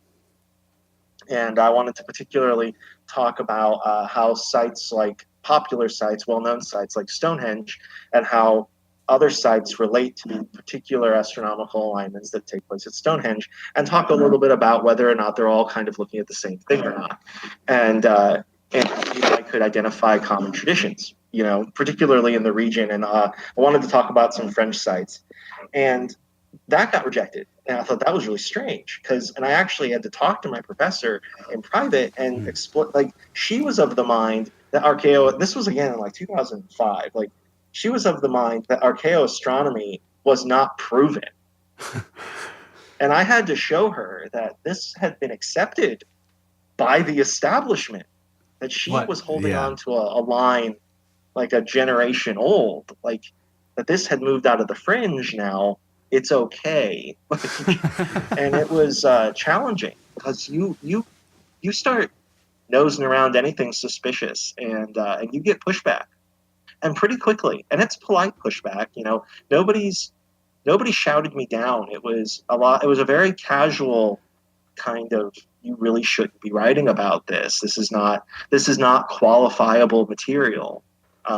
It's worded toward you in such a way as not to make you feel like there's like a conspiracy, but to make you feel like you are not up to an academic standard if you are writing about these topics. Like there's something that you're a crazy person, to put it a little bit more casually. Yeah. Well, that's a very smooth way of putting it, Jeremy. Yeah, just to put it casually, that was a fantastic answer. Yeah, which we didn't have actual time to answer during the interview because we had some other crazy audio problems. But we cut out all that unsmooth stuff, and it's very smooth now. Yeah. So, and in the interview, we didn't get it because of those problems, which we brought up. We didn't get a chance to thank him for that extremely badass answer, which is what I'm trying to do right now. Yeah. Jeremy, that was Thank you for that awesome. extremely badass answer. Yeah, that was exactly what we're looking for in this interview. So that was great. So we're just going to move right along with the next part of the interview, where and I kind of teased this a little bit on the last episode, where Jeremy basically brings up something amazing about Plato's writings about Atlantis. All right. Well, there's one thing I wrote in my own notes. One thing I was really blown away by was the treatment of Plato. Yeah. When I was taking a course on ancient Mediterranean civilization, and I wanted very much to write about how the concept of Atlantis, but also how it was considered within ancient Greek civilization. I wanted to talk about Plato, and I wanted to talk about whether or not my in writing about Atlantis was to write about whether or not the ancient Greeks thought there was an Atlantis. Like that was something I wanted to. That's how I wanted my approach to be. Right, and in that dialogue, Crinius and who's the other guy's name? Crinius and Timaeus. Yeah, they both say, "Oh, isn't there?" They ask the question, "Do you believe in these ancient destructions?" That's actually what I wanted to get at. Was that the question that's always asked is was Plato writing fiction? Was Plato writing an allegory? And I hate that question. I hate it so hard because this gets to the heart of the problem I had when I was when I was participating in academia, was this idea that we take what we want and we toss everything else out. Like, not a single damn word of what that Plato wrote is questioned, except this. Right.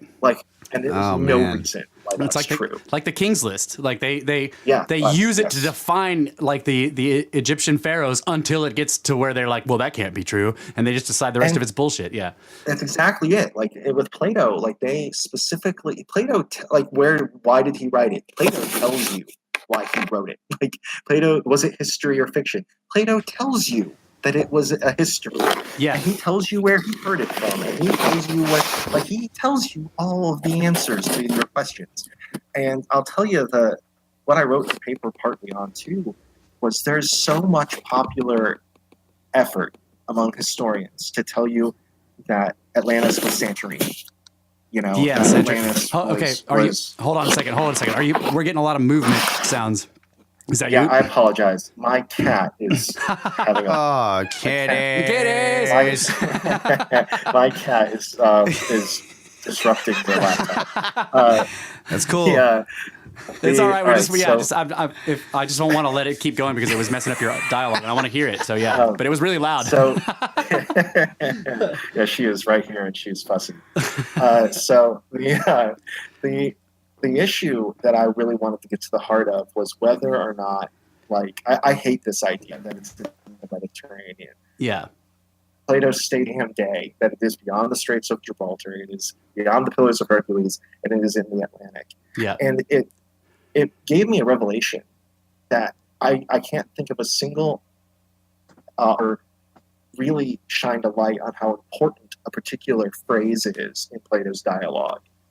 And he says that to get to Atlantis, you sail out of the Straits of Gibraltar, out through the Pillars of Hercules, and this is the part that blew my hair back. And he says, if you hit the continent on the other side, then you've gone too far. Yeah. Holy smoke. And he says it's a continent. I forget his exact wording. I'm paraphrasing, obviously. But he says it's a continent that stretches from north to south. Yeah. That it's the world continent or whatever he calls it. He calls it like, and that is describing with such casual reality North and South America. Yep. And that blows my hair back. Especially considering like the impact, the what is it? The impact hypothesis. Yeah, the younger dryas. Yeah. So at that time, it would have been, the seas would have been lower, and literally South America would have had that bridge that went right into Antarctica. Yeah. Or at least a chain of islands. Yeah. That's it. And what's nuts about that too is the way he says it is not like it's this offhand. massive travelogue. He says it like, you know that place you're always hearing about, those continents where we get all the copper? Yeah. Like that place. Oh my God. Yeah. You know what I mean? It's like, he says it offhandedly, like, Did he mention where we get the copper, or did you just throw that in there? No, he didn't. I just Okay, I was gonna say. The way he mentions it is like you can tell that he expects his readers to know about it. Yeah, this is That's this is the Osiris story. Yeah. Like situation. Like Atlantis is gone. Like he that's the thing. Like he's talking about Atlantis as a place that once existed, not out in the Atlantic, but between the Mediterranean and this other place. Yeah. And not very much light is ever shined on this casual mention. Right. That the other side of the world is known about. Yeah. And that's freaking awesome. Long before Columbus. Like long before. Like this is crazy. Yeah. Especially when you consider that Solon or whatever told him, which is his great grandfather. Right. So we're not who read it from the Egyptians. Yeah. So we're not talking just about like Plato that long ago. We're talking about thousands of years potentially. Yeah. And what was the idea? It was 9,000 years before the time of Solon, which was 600 BC. Exactly. So it puts it at 9,600 BC, which is exactly the end of the Younger Dryas. Yeah. Yeah. And Graham Hancock points that out. Like, I'm a very big fan of this Younger Dryas thing. It's definitely taken over the community as the theory. And I actually think one important possibility that what they're keeping secret is the return. You know, the toroids. Yeah, the toroids, of course. Like that. What the reason they're not telling anyone anything, and the reason they're destroying all these archaeological artifacts, and the reason they're bulldozing all these sites and all this stuff is happening, is because they don't want anyone to know we're going to get hit again. Right. And now, why? What do you think? I mean, I think it might, like, to get a little bit off topic from where you guys always go. I think it might be a little bit alternative 3. Like they're basically just stalling for time while they build their underground bases and whatever else they're doing. Breakaway civilization. Right. All that nonsense.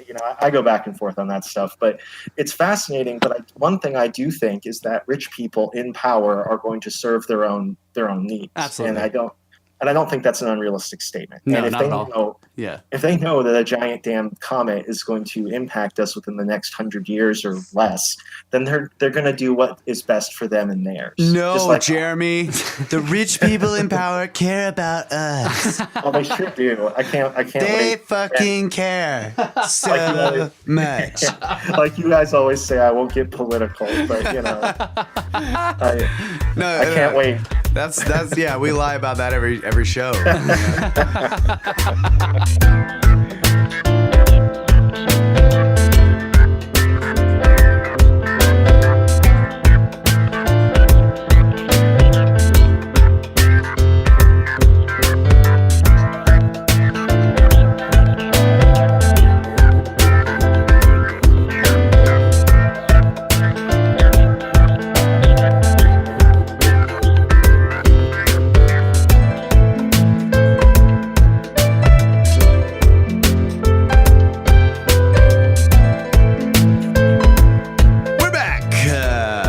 Serpent podcast in the studio right now, introducing the final segment of the wonderful interview with Jeremy Figgins. Here from the 10x10x10 Tangent Cube of Science, always here for you when you need to go on tangents. Smooth transitions into various subjects. smooth. Speaking of various subjects, Yeah, so this next part, this final part of the Figgins interview, Jeremy asks us if we've ever heard of the Georgia Guidestones, and we're like, yeah, of course we've heard of the Georgia Guidestones. Okay, go. this better be fun. Okay, so fun story is I actually learned about them in a very weird way. This was way back when the internet was still two colors, and Monochrome. and you couldn't like like you That's couldn't racist, easily man. learn about stuff like that. Oh man, so I had a friend who introduced me to a woman who claimed to be an alien contactee. Okay. And that just was nuts. I had to meet this woman. Right. Because that's crazy. That's crazy pants. So I wanted to see what she had to say about it. And so I met her, and she was absolutely as crazy as the day is long. And but she had a news article that she printed out for me or photocopied for me while I was there. And it was of the Georgia Guidestones. It was from a local newspaper article in that area. And I actually, way back when, before they were well known, I drove out there. Mm-hmm. And I actually got to see them for myself, which was pretty cool. Yeah. And one of the things about them that there are a lot of videos online about them, but one of the things that they kind of forget to tell you, it seems like a lot of the time, is what they're made out of and why. Yeah, they're made out of that badass Georgia granite. Yeah. Yeah, that's exactly the best way to describe that shit is badass Georgia granite. That stuff has diamonds in it. Yeah, like that's the best granite in the world. Yeah. And it's built in an incredibly geologically stable area. It isn't just meant to survive. It's meant to survive geophysical changes on a massive scale. It is, people are always worried about, paranoid about the depopulation. I don't think they're going to depopulate us with a disease or anything like that. No, they're waiting for the cataclysm. I think that this is insurance. And I think that one of the reasons you see this push to AI, and again, this is fringy, but okay, I got you. I'm following you. Is that they're trying to eliminate the need for a labor class entirely. Right. And because otherwise, what would be I'm down with that. Well, the big question I always come to with AI is why?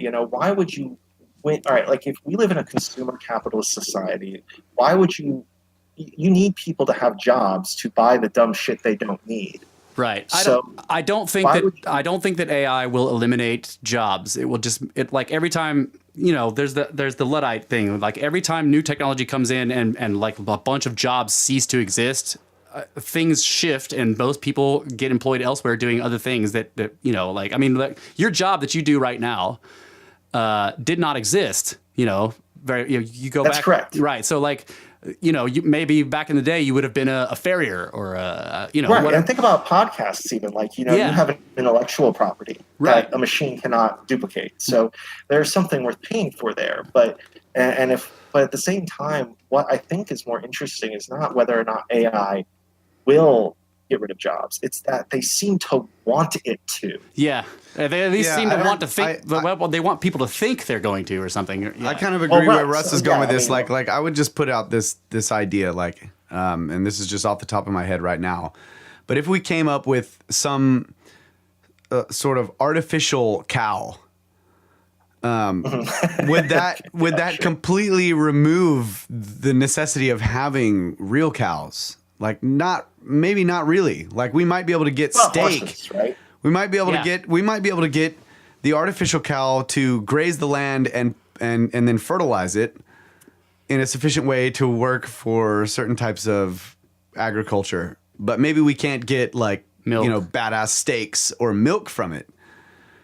Yeah. So I think horses are a good example of what you're suggesting, right? Because what purpose does a horse serve, especially in America? They're a hobby. What are they for? Kids like them a lot.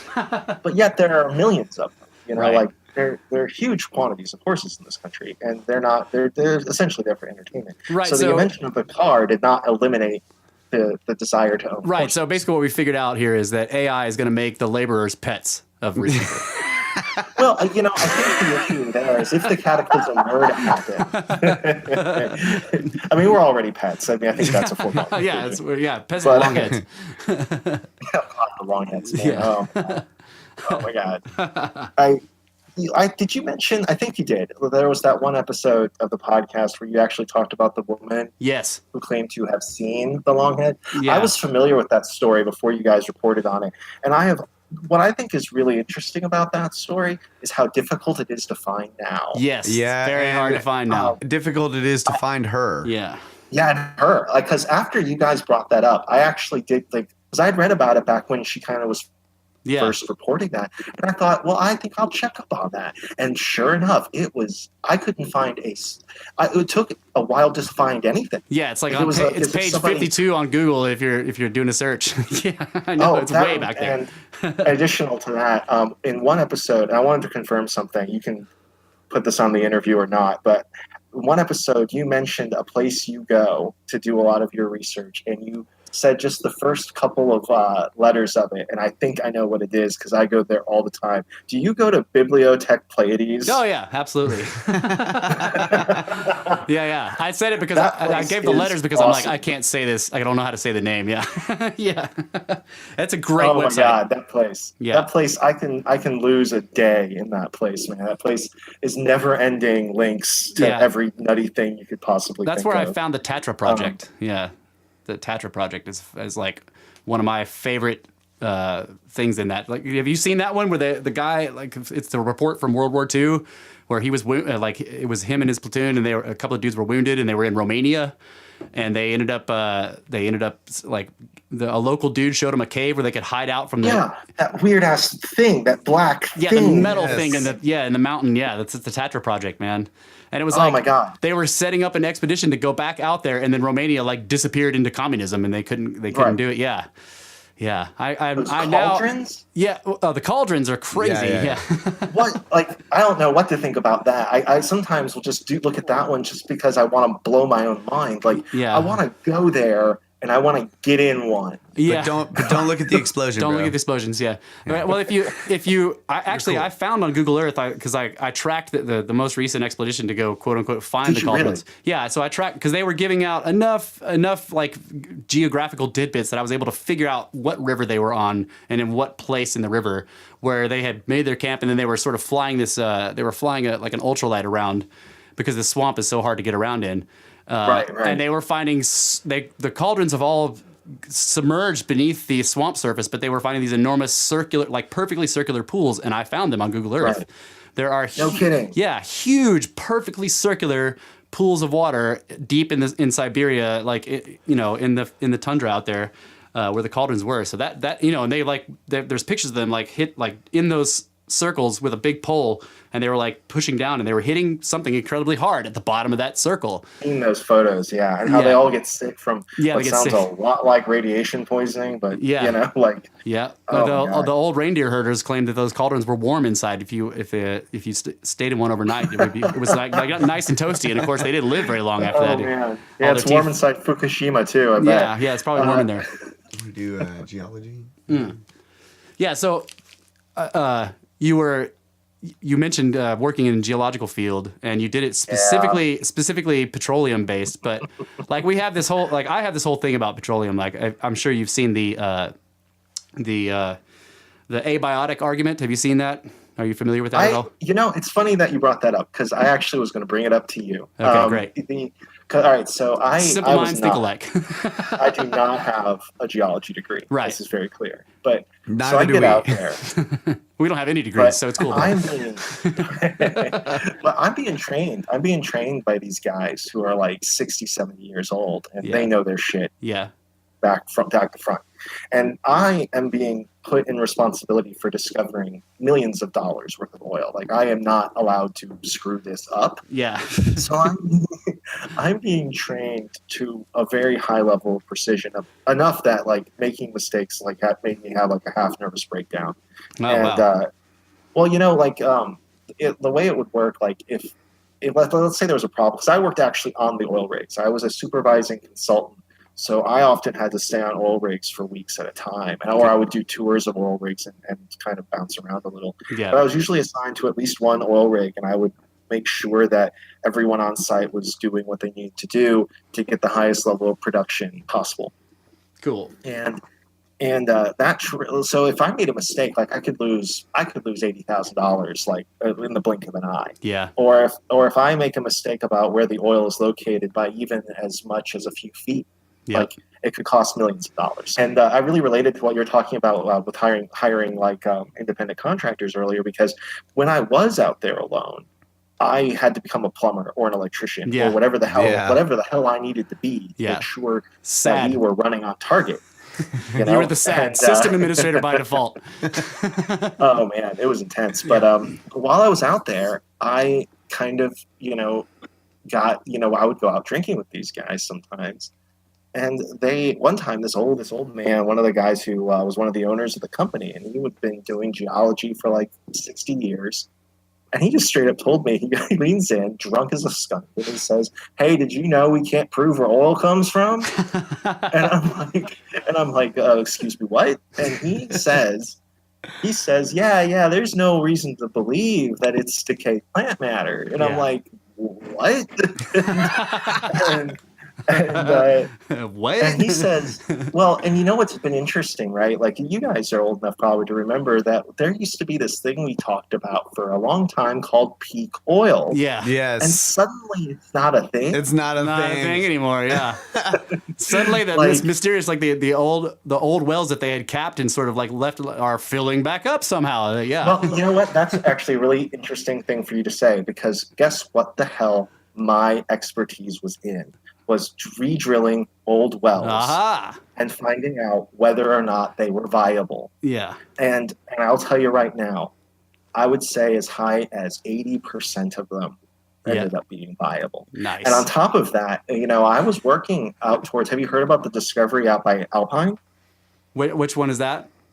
There's they found a discovery in Alpine, Texas, using like a shale oil technique that is likely to yield potentially as much as $3 trillion worth of oil. Wow. If it were utilized to its fullest extent, America could be producing as much as Saudi Arabia does within the next 10 years. if it's utilized. Yeah. And it's going to... So the area where I worked was out of Midland, and we, everything get out there was for the oil field. Every industry that exists out there is for the oil field. And it exists in this boom and bust kind of a phenomena. Yeah. But there is this dirty little secret, which is that when you talk to geologists in private, they will happily tell you that oil might be produced geophysically somehow. Yes. Or be produced, or is being actively produced by like bacteria within the geophysical strata. Right. And that it is not a production, well, see, one of the things that I was always confused about as a non-geologist was, why can we drill 14,000 feet down and there's oil down there? Yeah, below the water table. Yeah. Right, is it oil lighter than water? And I used to, and I would ask, like, and isn't that kind of deep? Like it's, I know that like the way the geological ages work and everything, but that seems like pretty far down. Well, think about the Nazis developed a technique for artificial petroleum. Like it's not. This is a thing that can be done. Like it's, and it's but it's not a popular idea because we live in a. I mean, I'm gonna get just a shade political, but we live in an environment where the upper echelons of our society are served by a perceived notion of scarcity. Yeah. And that is, and a lot of the things we talk about may ultimately be serving this need to create the illusion of scarcity. There's also the massive narrative of that is one of the best ways I've ever heard that. Yeah, that's really well put. Perceived notion of scarcity. They are served by a perceived notion of scarcity. I love it. The De Beers problem is the diamond thing. Like the diamonds. Yeah, I was actually just about to say that it's not just with fossil fuels, but you've got diamonds, gold. Yeah. Anything that's held precious is precious due to its perceived scarcity. Yeah. But the other thing that the fossil fuel concept serves is the climate change aspect. Like the idea that these are massive carbon sinks that that used to exist when Earth was a hothouse planet, and we are releasing them back into the atmosphere. thus bringing back the hothouse planet is, I mean, that's if you start telling them that no, you know, all the carbon in the carbon cycle ends up in the limestone, not in oil.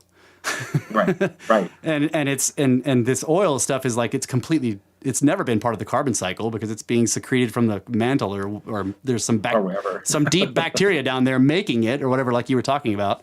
That just doesn't serve the narrative. So yeah. It's interesting because like that whole issue, I've struggled with my own environmentalism over the years. I'll admit in public. And yeah.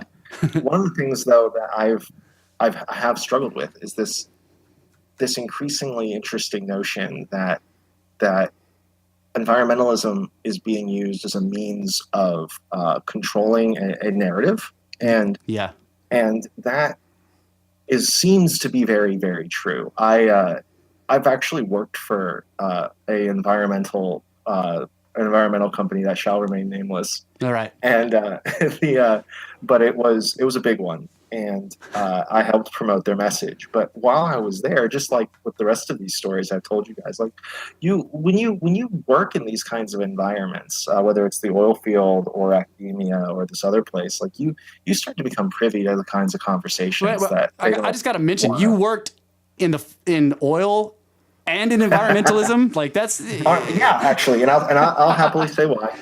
So while I was in the oil field, I watched some laws get broken. Yeah, and I probably shouldn't say too much about that. Right, but I did cool. report them. Yeah, and I particularly reported this particular law that was being broken to the. I happened to be in front of the CEO of the oil company that owned the rig I was on. He was visiting, and I had an opportunity to actually ask him about it. And what he said, something that upset me. Yeah. He said that he didn't care, and he said that the fine that he has to pay to the EPA is minuscule. He said that the fine that they're charged is usually a couple $100,000. They're only required by the U.S. government to pay like 1/10 of it. Yeah, and 1/10 of $100,000 is less money than it takes to run one oil rig for one day. Like, it's nuts. yeah. Shit. So, was his name Brad James? This is off the record. No, it wasn't. Okay, cool. It wasn't Brad James. All right, cool. Brad James is cool. But well, what upset me about it was the sudden pointlessness of it all. You know, like it just very quickly became. I had this sort of revelation that I kind of might have been. You know, you ever watched a James Bond movie? Yeah. You know the guy who gets killed by James Bond at the very beginning of every movie, who's like wearing a hard hat and he's just working like wherever the hell. Like I suddenly thought, like I'm that guy. I'm a low-level henchman. You're the ensign in Star Trek. James Bond movie. You're the ensign wearing the red uniform that's going to die in the away team. Yeah, exactly. And I'm like, that sucks. So I jumped ship and I went to the other side, and I did that for a while, and I was good at it because I had this story. You know, I could talk about where I came from and talk about it from a place of knowledge, and I kind of could sell myself on this. Well, what I found out on the other side of the coin was that side was just as corrupt in different ways. Yeah, you know? On the environmentalist side. Yeah. Oh, for sure. Yeah, real hard too, because the one thing that I can say about that is that at least the oil field and the oil companies weren't spending donated money. Right. Oh, you know, man. like seeing people lie to get donations and then seeing that donated money misspent was very challenging for me, and that was actually worse. I actually went back to the oil field after that. So just to kind of color how that affected me. Yeah. But it was helpful because one thing I think it is important, whether you're researching history or working professionally, is to get a real sense of where you stand. And that gave me an opportunity to see like where everyone was coming from on these arguments, particularly when it comes to environmentalism, because ultimately, you know, whether or not we're warming the Earth is not an argument that I think anyone can win. And I think the problem there is that we don't really understand the science well enough. Yeah, absolutely. Absolutely. But we don't talk like we don't. We talk like we have certainties, and we don't. The Earth is the most complicated thing potentially in the universe. Like, if we are the only planet with life, then we are officially the craziest damn thing in the universe. Oh my God, that is a brilliant argument, dude. That's right. Like, the complexity. The idea that we the idea that we understand it is nuts. Like, like I've gotten into debates with with what I would call, the APG activists, like the anthropogenic global warming AGW activists online, and like I ask them questions usually, so they'll make these blanket statements, and then I'll say, well, I mean, why how can you say that or whatever? And they'll say, well, it's really complicated. But they start out telling you that it's simple, and then as soon as you start questioning them, they tell you it's complicated. And it's because none of them read the science. Like, that's the whole problem. And the reason they don't read the science is because there isn't any, because none is being done. Well, it's like that Sasquatch thing you guys read the other day. Like, it's impenetrable. Like they write it in such a fashion. In a lot of ways, this is what I was trained to do with historiography as well. Is you write it in such a way as so that only other academics can understand what the hell you're even saying. Yeah. And that's infuriating to the general public. The general public tends to find people that they just trust, like Neil deGrasse Tyson. They just find people that they trust, and they just listen to whatever the hell that person says, and they take their word for it, and that's dangerous. And it's Neil deGrasse Tyson. Love him or hate him, like I didn't vote for him to be my physicist or whatever, right? Like I don't know the man. Like I don't know what his motives are. I don't know what he goes home to at night. I don't know what kind of gas he puts in his car. Like I don't know the man, and I don't need him to speak for me. What I need to do is understand, like, if we are actually ending the world, then really show me how that's happening. Like spell it out for me. Yeah, and come up with a solution that's better than let's give all the power to government. Yeah. Because we know the history of governments for thousands of years. Yeah, the history which is basically they kill people and break things. Yeah, that's what governments do. The idea that they're going to save the planet is ridiculous. It's ridiculous. It's utterly ridiculous. Our government can't even pass a tax plan. Like, it's completely insane to think that. But they can save the planet, man. You just got to give them a chance. Yeah, give them all of the authority imaginable. Now, the issue that I think is really, really intense, and I think really speaks to the real problem, which is that even if anthropogenic global warming is happening, let's assume for a moment, that information is accurate. Then you have to look at where that information came from and how early we knew about it. And we've known about that information for generations, and it was determined in the 50s that it was too late. Yeah, yep. Like that whatever changes were occurring were going to occur. Yeah. Like, it was done. If we have ended the world, I think there's a phrase where it's like the slow motion apocalypse or whatever. Yeah. Turning the Titanic. And yeah, like this has happened. Is the cat on you again? No, that doesn't. I don't think that's me. Oh, Brett, get your cat off of your lap. Who is that? Okay, stop. I don't think it was me.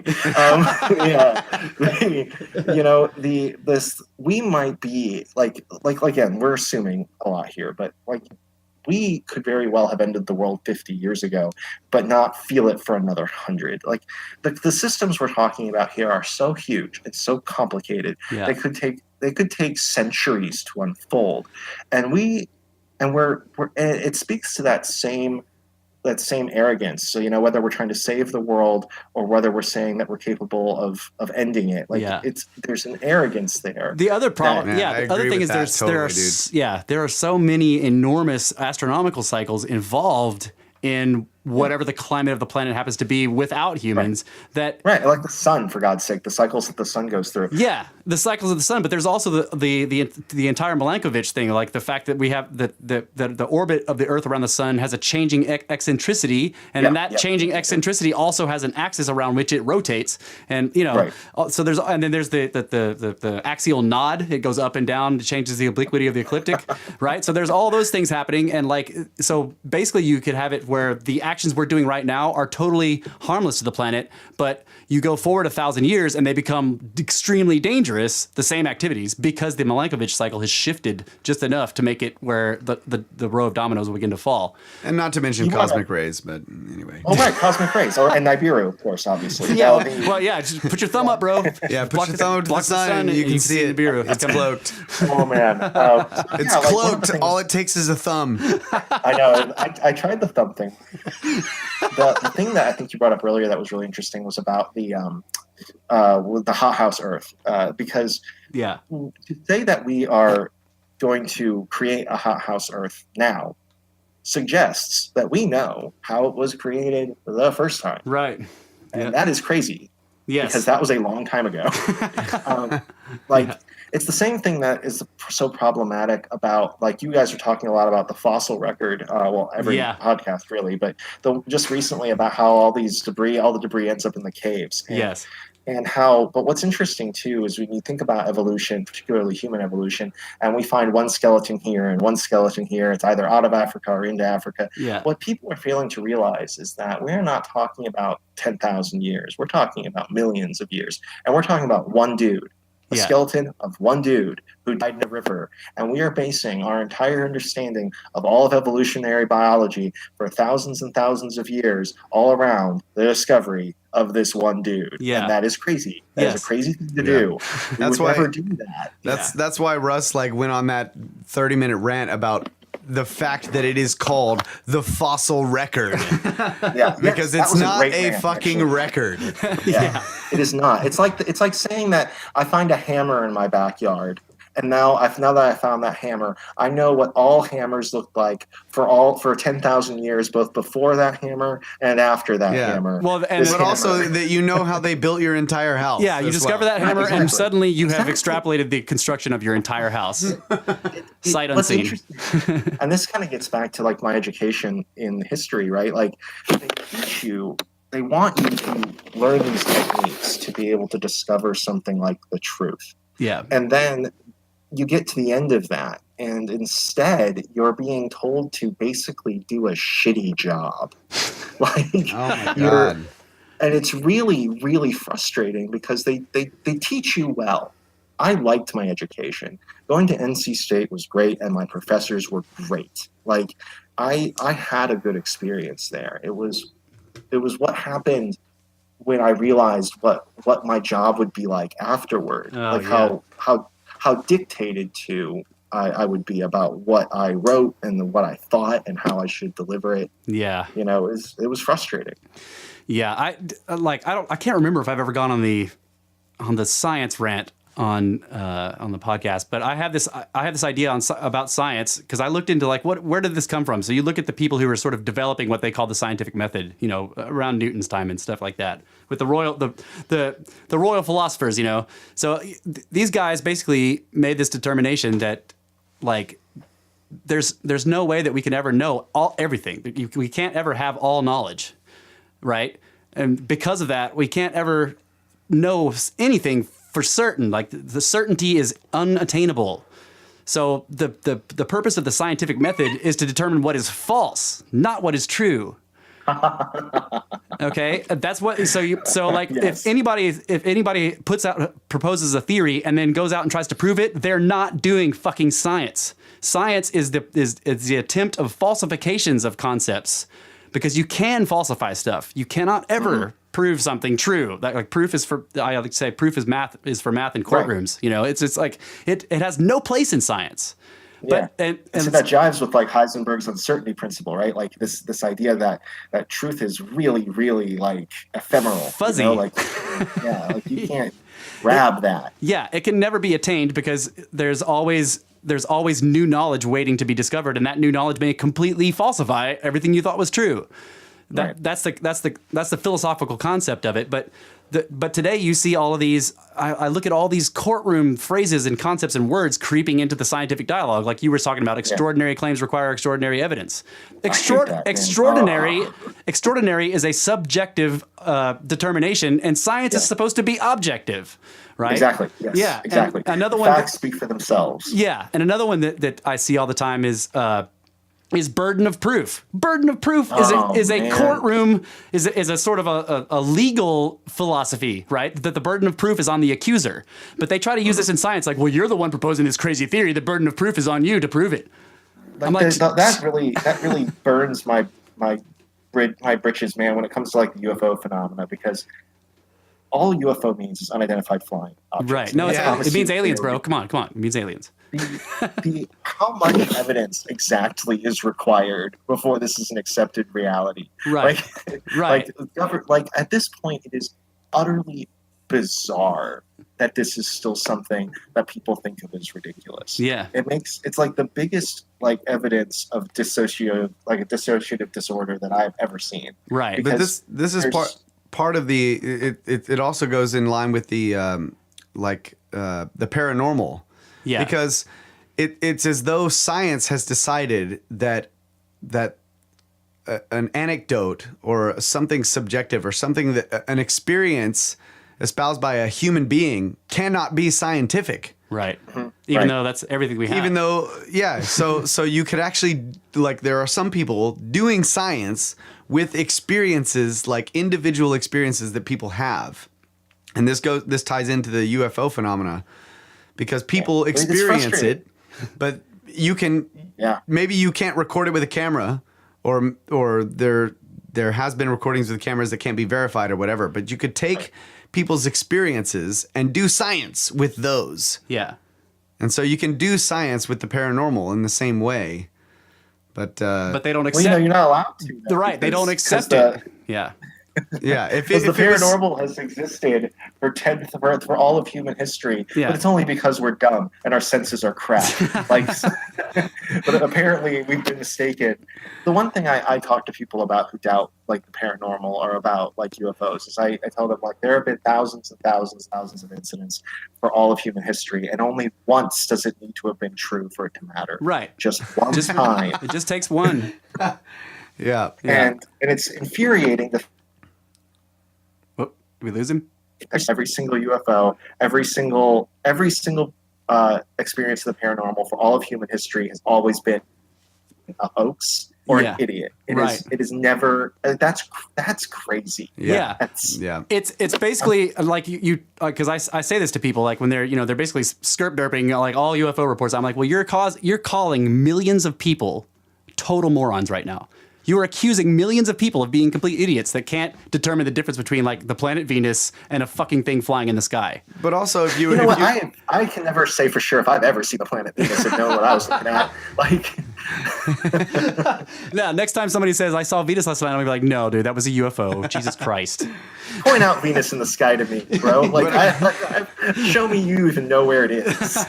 I would also like to point out that science seems to be obsessed with creating sensors that can sense things, like you got to build something that can detect something else. And that's scientific. Yeah. It's verification. Yeah. There happen to be like 6 billion things walking around that have 5 senses, possibly 6, but those are invalid. Yeah. All of them. At least 4. Totally invalid. Yeah. At least 4. Are you guys familiar? All right, I'd have to like get some documentation in front of me to really speak to this, but I want to say it was in the early 2000s that Sony, the company, like Sony, did a research study into psychic phenomena. Oh, I know where you're going with this. With the specific intent, right, of finding out whether or not it was commercially viable. Like they had a very private industry approach. Yeah. Can we sell these people products? And they discovered it was a thing. Yeah. They discovered in the affirmative. Yep. They just said it occurred in so few people that it wasn't worth pursuing. Right. Holy psychic shit. phenomena no, proved. Yeah. Absolutely. Like over. Yeah. I mean, like what's fascinating to me is that the physics has been, like particle physics has been diving into quote unquote psychic phenomena without realizing it. They're coming at it from the back door or something, but like the whole thing with quantum physics and the uncertainty thing and the strong anthropic and the weak anthropic principle of the universe, which is basically like the question of like why does the universe seem to be tuned to generate life like us, and then the what they call the hard problem of consciousness, right? How can you collect a bunch of dumb, unconscious material things like atoms and put them together in a configuration to result in an immaterial thing like consciousness, right? So there's all these questions, and then they start doing these experiments with random number generators, and they determine that that by thinking at electrons, you can change in general, what they're going to do. Like people can kind of think at a random number generator, like I kind of want zeros, like I want more zeros than ones. Are you familiar with the Rhine Institute? Yes. Yeah. I lived in that city. Like I've driven by the Rhine Institute, and they actually had ads in Durham by Duke University. They had ads for like volunteers, and I always wanted to do that. Because they were running similar experiments there. They usually focused on the cards, I think, but they were running some of these random number generator experiments, and those random number generator experiments are some of the how do you ignore that evidence? Like, right. What? That's the question. Like, how do you explain that away? I don't understand. Well, I think the answer to one of those questions is the other question. In other words, you can't explain it away, so you ignore it, which happens. Right. I mean, there are enormous lists. Like I was going through some of them in the last podcast. There are enormous or the one before lists of completely anomalous discoveries. Archaeological, paleontological discoveries that just, there's a huge list of them. Cremo has a bunch in his book. I went through some of that on the list in that list that are totally different from all the ones that Cremo has in his book that, the strange relics from the depths of the earth. Like there's an enormous list of these things that have just been completely ignored, and thus they don't appear in the mainstream dialogue. And so I constantly have people online or, when I'm in debates with them, they're like, there's zero evidence for any kind of ancient culture. I'm like, no, there's a lot of evidence, man. But this goes back to the thing we began this entire conversation on, which is the narrative. Yeah. And how and why is it maintained? And how is it maintained for so long? This comes back to the illusion must be valuable, right? That's what it really comes down to. For whatever reason, the key to finding out the why is understanding the function. This illusion that they're providing us, whether it's the fact that giants aren't real or whatever the hell, the UFO phenomena, anti-gravity, the nature of consciousness. These things are being kept secret because it's serving someone somewhere a purpose. Right. That if you can nail that purpose now, you can start to. It's like following the money a little bit. You can nail that down. You can understand how it's benefiting someone. Well, in ancient texts, they kind of say it blatantly, like the whole Tower of Babel thing. They basically say if we don't stop them, nothing will be withheld from them. And this is also this reminds me. This reminds me of another point that I've been making, and I've made it multiple times on the podcast, which is that. The truth is, it's how do I put this? The truth can also be hidden on purpose by people who want the truth to prevail. Yes. Because they know that the truth, if it was put out there blatantly, it would be destroyed. Yeah. By something that wants the truth to not ever come out. Right. Yeah. So you hide the truth ingeniously in many different ways in order to preserve it, because if it was put out there blatantly, it would be destroyed. When you want to be a Freemason, all you have to do is ask, right? So I've made occasional inroads to that effort, but I've never actually gone through with it. Yeah, we've done the same thing. Yeah. So I have a theory about this. All right, so I came across a little factoid that may or may not even be true about how the intelligence organizations have a tendency to recruit most often from the Mormon, from people with Mormon backgrounds. Yep. And I was thinking about why that would be, and I was thinking about Freemasonry, and it occurred to me that all of these organizations have one thing in common, which is that in order to be part of them, you have to be able to keep secrets. That's right. Yeah. And I think that the whatever controlling forces, however you want to describe them, they probably use these kinds of organizations as recruiting pools. Yeah, because they have self-sifted. Yeah. Yeah. Right, where they know that these people are loyal and reliable, and that they know how to keep their oath, and they know how to keep secrets under pressure, and that's really valuable. Whether you're talking about national security, or whether you're talking about protecting the secrets of the universe. Yeah, and not just under pressure, but like in life in general, that these people have displayed the capability of compartmentalizing such that even if they get wasted drunk, they still don't divulge any secrets. Exactly. Yeah. And that, again, that's a even from a purely practical perspective, that is a valuable commodity. Absolutely. Yeah. I did have one question because I'd like to hear your thoughts on it. It's a concept I came up with recently, and I had mentioned it to Russ and Kyle. I called it load-bearing holes. Yeah. Oh, that's awesome. Okay. Which is that in the standard model, there's so many things that keep coming up that go against it. And what they do is they choose to ignore it. So in the model, you have these holes that are designed into the structure. Okay. And so you had said earlier that, the pinnacle, the peak, the top, where we're at now, this structure that is built all the way back to the beginning of what we call recorded history to where we are now continues to have to lean and shift away from these holes. Right. Now that's fair. So with each step, each new thing that comes into and becomes one of these load-bearing holes, the standard model is actually further and further away from truth. And essentially its design now is no longer to find truth. What it is to avoid problems that attack it. Yeah, to avoid addressing the holes, yeah. Yeah, so its goal has become self-sustaining, and so its literal purpose is to avoid truth rather than to go after it. I'd even go so far. I think that's actually really insightful, and I think I would even go so far as to say not just avoid truth, but even become fiction. Like something that I've become increasingly disturbed by is if you take aggregate all of these things we're talking about, like all of them, like anti-gravity, Nephilims, the Younger Dryas commentary on the lost civilization, even if you just take a handful of them and we're being lied about, like that's nuts. Like we have to rewrite everything. That means that the standard model that we are living as the foundation of our understanding of how we ended up here today is like 90% just garbage. It's not right. It's not true.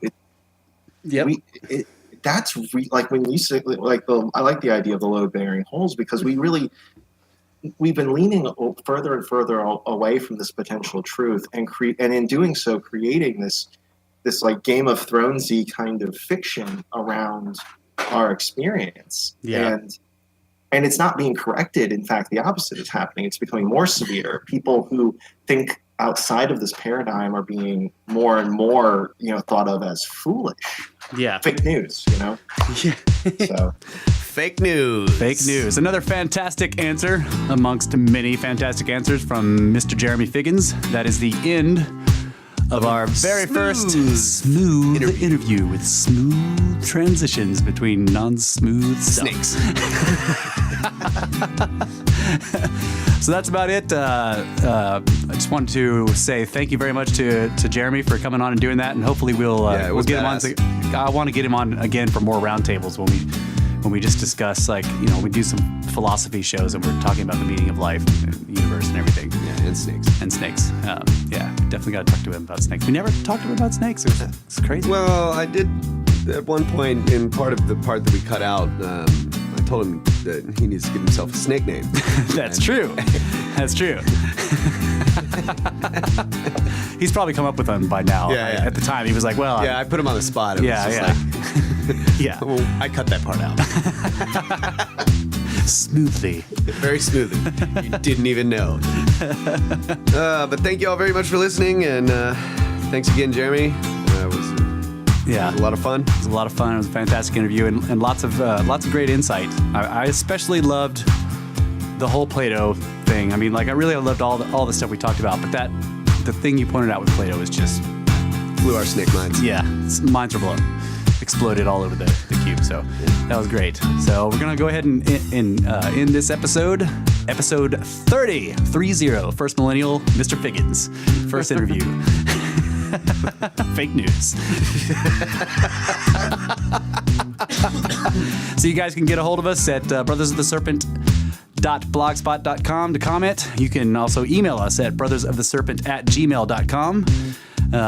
Give us some good reviews on iTunes or Stitcher or Tuned In. You can't do it on Google because Google's great. So that's gonna be it for this week. You guys get 2 episodes this week. It's pretty great since we didn't have any episodes over the break. Yeah. So we'll be coming back to you. That's right. Be very thankful. We've been working on this for like 5 minutes. Yeah. So, but no. Brothers of the Serpent Podcast. Woo! Signing out. That's right. Signing off. Ukraine. Snakes.